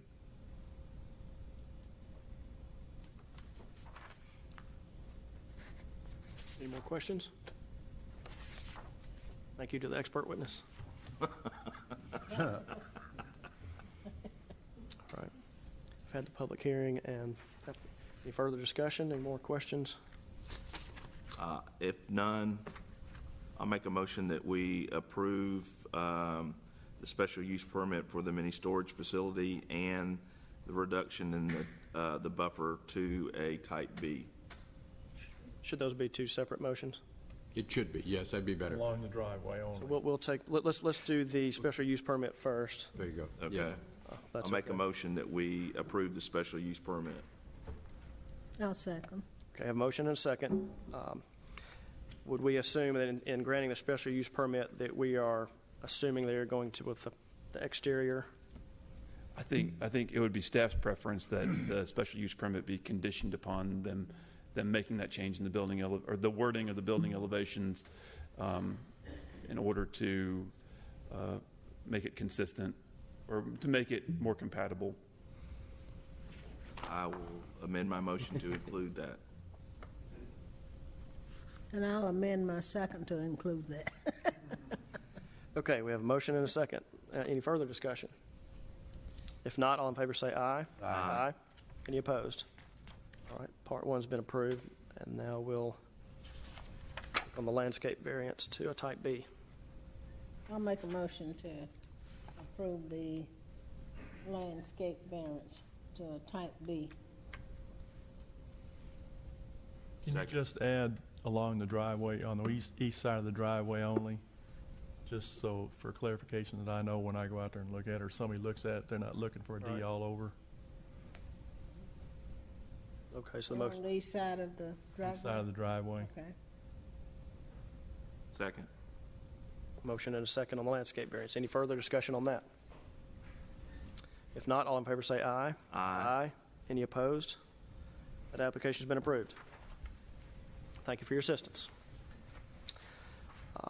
Next is a special use permit application Z17006 by David Wandell of Middle Point RC Flyers, who are requesting a special use permit to use a portion of the Coleman Farm located at 1024 Central Valley Road, zoned RS-15, for the recreational use of flying radio-controlled model aircraft. Mr. Lewis, if you'd review that one. Yes, sir. The applicant, David Wandell, representing Middle Point RC Flyers, is requesting a special use permit to use a portion of the Coleman Farm for recreational use of flying radio-controlled model aircraft on the property. The property is located on Central Valley Road, just north of the Liberty Station subdivision, and is zoned RS-15. The entire property is over 300 acres, while the area proposed for the model aircraft field is approximately 18 acres. The zoning ordinance requires the Board of Zoning Appeals approval for a special use permit for the construction of recreational fields in our RS-15 zoning district.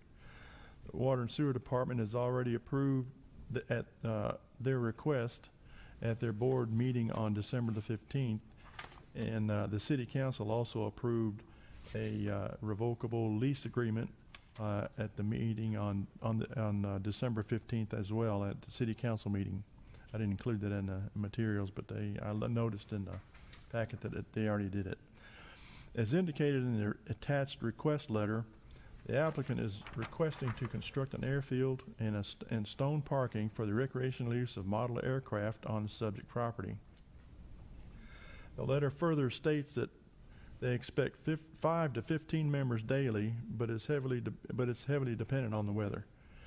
There will be no on-site lighting and no utility services to the site. There will be a 96-gallon trash container for the trash and a porta potty placed on site. Neither the garage or the garbage receptacle nor the porta potty will be visible to adjacent properties.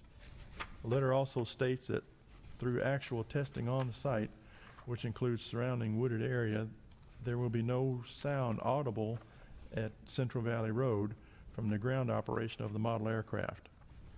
Through actual flight testing on site, the sound emanating from the model aircraft in the air and recorded from Central Valley Road is well below the RS-15 standards of 55 decibels and in many cases is inaudible. This is due to the natural buffering of the wooded area and due to the flight activity occurring away from Central Valley Road. The club is a chartered club of the Academy of Model Aeronautics, the AMA. The AMA is the official national body for model aviation in the United States. The FAA administration has formally recognized that flight operations within the AMA safety framework are in full compliance with all FAA regulations and all FAA safety requirements. Flight activity occurring at the site will comply with all provisions of the AMA safety code. The applicant feels the use of the property of the site as proposed is compatible with the immediate vicinity. Most of the surrounding property is either recreational use or city-owned property. Adjacent properties will not be negatively impacted by the proposed use, and nothing in this proposal will affect the use or future development of any adjacent property. There will be no flight activity that will occur over any private property. The applicant is in the audience, and I'll be able to answer any questions as well. Thank you. Any questions for staff at this point? If not, the applicant, Mr. Wandell, anything you'd like to add at this point?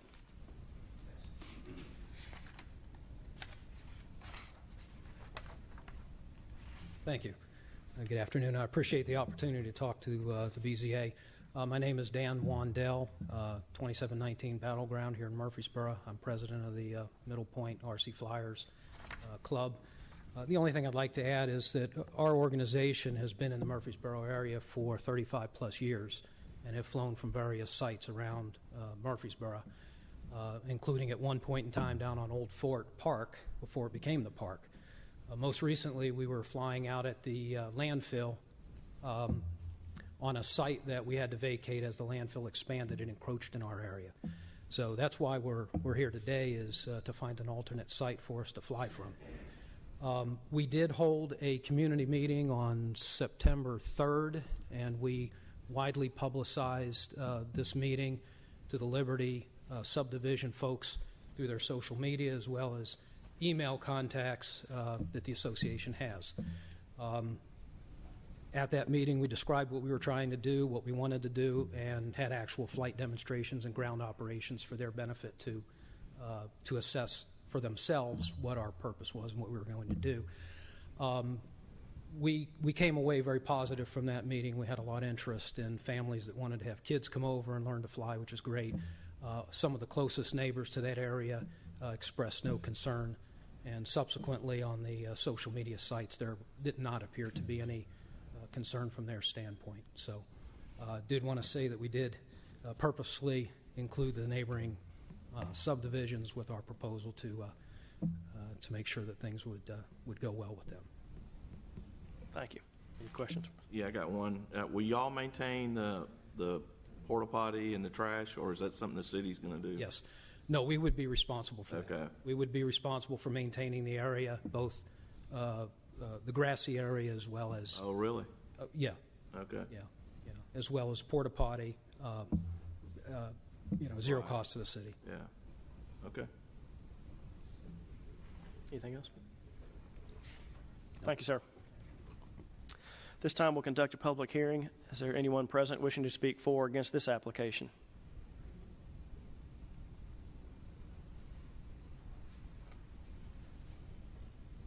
Yes, I'm Jack Nichols. I live at 1861 Central Valley Road. And my concern we just got a letter last week on this. We didn't know about the public meeting, but we don't live in the subdivision. We live on Central Valley Road across from the Coleman Farm. And of course, this week I come up to just look at a map because I couldn't really tell what they was saying. And young lady mistakenly, I guess, said where they was going to put it was across from our house. But now talking to Gary and seeing that it's up in that corner, and which that's fine. That's not going to bother me where I live. But if I do go to the Greenway a lot, and that would be my concern because on the map it doesn't show the Greenway there. I don't know. I'm sure y'all know about it or where it is. It's right in that square. Right to the left of where that is where the new Greenway is, but it ain't showing that in the pictures, I don't think, is it? I doubt that we've had we haven't had another flyover with overhead pictures since the Greenway was opened. It's only been open a few months. Yeah, but that's what I was just kind of getting at. That would be my only question for it, would be the people walking trails. I ain't against them flying their planes or their drones or whatever, but I think that would be, here you've got a place out in the country with a greenway for a peaceful walk. And we was told it would just be one Saturday a month all y'all would use it. So I'm hearing here today that it could be used any day. That's all I got. Thank you. Thank you, sir. Anyone else wishing to speak? All right, we'll close the public hearing and open the floor for further discussion or a motion. Mr. Whitaker, is there any thought process of limiting the flying so many feet from the Greenway? I mean, I guess it had hit a tree before it hit somebody, but... If I can get the map put back up, Mr. Lewis. This part of the property is completely surrounded by thick woods, trees, and if you'll look on here, you'll see to the corner, actually the longest corner, I'm going to call that the northeast line that you see up there. That trail, equestrian trail, is actually deep in the woods. It's lower. It's actually down probably in between there and the river. The parking area for the equestrian trail that they're talking about, or the Greenway Trail, but it's actually, from my understanding, more of an equestrian trail, and the parking lot is a pretty good distance from here. Even as the crow flies, I'd say it's a quarter of a mile. This is actually behind a ridge. You can see the subdivision down to the lower part. They did have through the homeowner association, notified them and had a flying day out there where they invited the neighborhood to come out, and they actually flew the planes. Don't think they had any negative responses. But the cost of these planes can be up in $1,500, $2,000. You never want to get them out of sight. They'll go further, radio control. You'll have control of it further than you can see. but typically they don't get them, they would not overfly those boundaries unless something happened, because you would not want to lose the aircraft, because, like I said, it's not a cheap hobby. They have quite a bit invested in them. They don't fly after dark. Naturally, it'd be a daytime, it'd be in the afternoons, and Saturday and Sundays is when they would use the flying field. But I don't know that there's any history. In fact, most of the city parks, Tullahoma, Columbia, Nashville has about 3 or 4 parks where they actually have flying fields, and Cane Ridge is one of them, Percy Warner Park, where they actually allow and they communicate with the other parks' operations very well. We're one of the few cities that don't have that. This is actually what I consider a temporary basis. If the Water and Sewer Department needed this facility, they've got 30 days to vacate, and they have to be out of here. So it's really a temporary. If you know, the city's bought 2 parks, and I'm trying diligently to convince the park to include flying fields in our permanent parks we're going to build. Don't know if I'll be successful, but I'm attempting to do that where they'll have a place. And as Dan had stated earlier, they used to fly at the golf course before they built the last 9, and then they got removed from there. When Med Center Parkway came in, they used to fly on the McFarland Farm for years. And when Med Center came through, they took that one.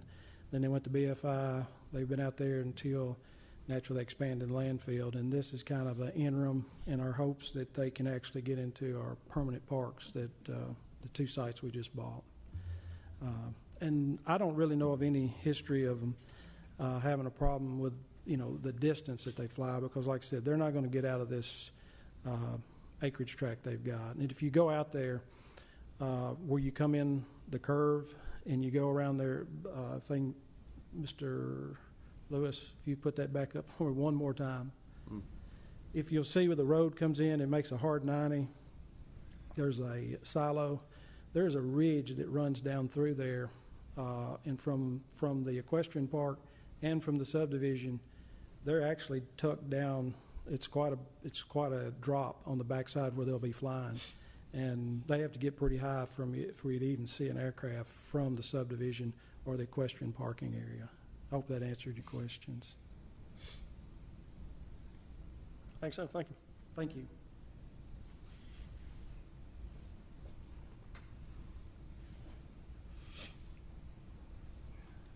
Any other questions, or do we have a motion? No further questions. I'll make a motion to approve the application. Second. Have a motion and a second. Is there any further discussion? If not, all in favor say aye. Aye. Aye. Any opposed? There are none. That application's been approved. Next, we'll move to application Z17007 by Michael Black, requesting a special use permit for the construction of an accessory dwelling on their property zoned RS15, located at 607 DeJarnett Lane. Mr. Lewis, if you'd Yes, sir. review that one for us.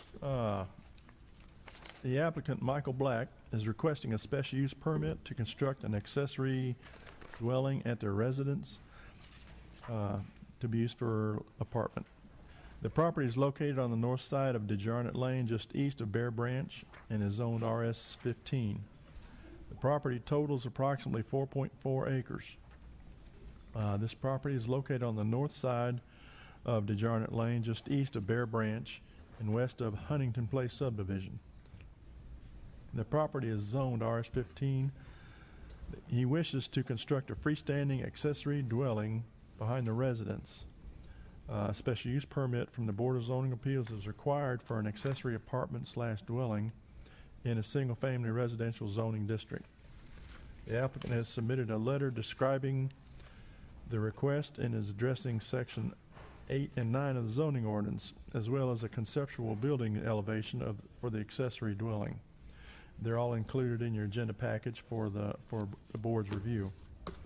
For the board's reference, staff has also included photographs of the subject property and the surrounding neighborhood. The applicant, like I said, would like to add the accessory dwelling on the north side of the house adjacent to the driveway. According to the attached letter, the accessory dwelling will exist for single-family purposes and will not be used for rental purposes. The accessory dwelling will only be used for family invited guests. According to the zoning ordinance, an accessory apartment is defined as a second dwelling unit, either in or added to an existing single-family detached dwelling, or in a separate accessory structure on the same lot of record, for use as an independent living facility with provision within the accessory apartment for food preparation, sanitation, and sleeping. Such a dwelling shall be accessory to the main dwelling. The accessory apartment will not exceed 700 square feet of floor area. In his letter to the board, the applicant has addressed the standards of general applicability as well as the additional standards for the accessory apartment. The applicant is aware that the accessory apartment cannot be used as a rental unit to non-family members. He's willing to record a deed restriction to this effect, and as has been required of previous accessory apartments special use permit requests. The deed restriction will put any future buyers on notice that the accessory dwelling cannot be used as a rental unit to non-family members. If the board desires to approve this special use permit, staff recommends the following condition: that the deed restriction must be recorded, stating that the accessory apartment will not be used as a rental unit to non-family members, and that it will be used in a manner consistent with the zoning regulations for accessory apartments. The applicant is in the audience, and I'll be able to answer any questions you might have. Thank you. Any questions for staff? Would this structure have, I guess, a kitchen, the utilities, or I guess that goes from a structure to one that could be? It's supposed to have everything. That will be a separate dwelling unit altogether. All right. Any other question for staff? Mr. Black, anything you'd like to add to the application? No, Chairman. Okay. Okay. This time we'll conduct a public hearing. Is there anyone present wishing to speak for or against? Seeing none, we'll declare the public hearing closed and open the floor for further discussion or motion.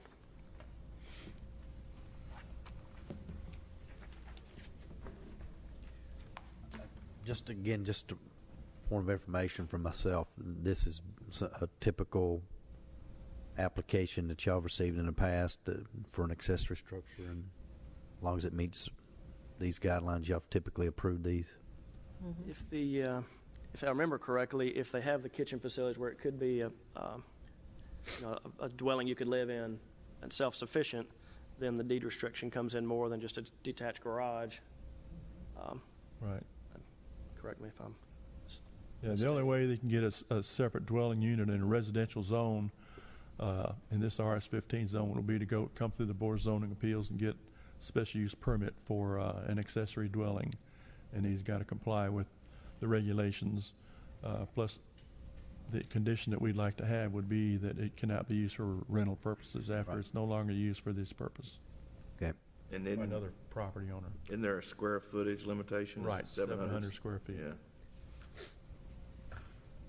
So if they come back and build 725 square feet, then we got an issue, don't we?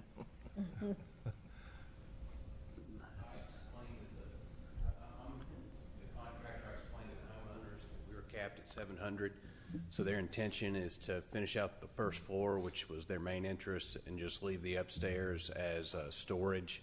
And they understand they can never finish that out, and that it'll be it'll state that in the deed. We do a deed restriction, fairly standard one for this that we have signed and have recorded. I wouldn't want to promise you that those have never been violated, but when there's a problem, and then we have a method to resolve the problem. Reality is people rent out things and we never know about it. Nobody cares. But when there's a problem, they're parking in somebody else's driveway, there's too many people, too much noise, someone complains, we check it out, we find out that then they're in fact renting this out commercially, essentially, rather than for the mother-in-law or cousin, family member, then we take action to resolve it. just like if they finished out the upper story. Pardon? Just like if they finish out the upper story on something that we typically. Right. Yeah, flooring it, of course, so that they can have storage up there, that's fine. They sheet rock it and make it look a lot like a bedroom, we could have a problem. Okay, thank you.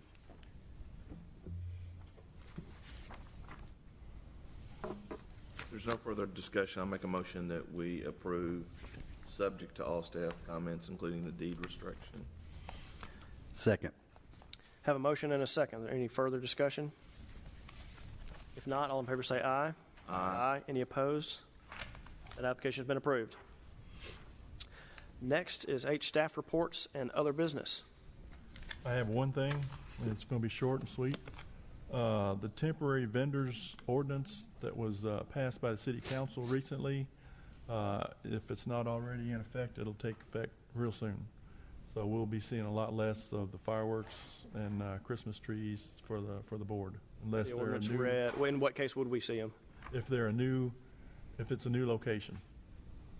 Or if there's been Or- a complaint, if there's been a problem of some kind, it'll come back to you. But if there's been no problems, no changes, no issues, it'll be an administrative approval.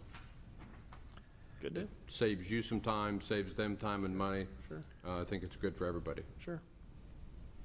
You need this back? That's Matthew, so I'm sure he'll miss it. Okay. I was about to take it if not. All right, if no other business, Thank you, we will gentlemen, adjourn. lady.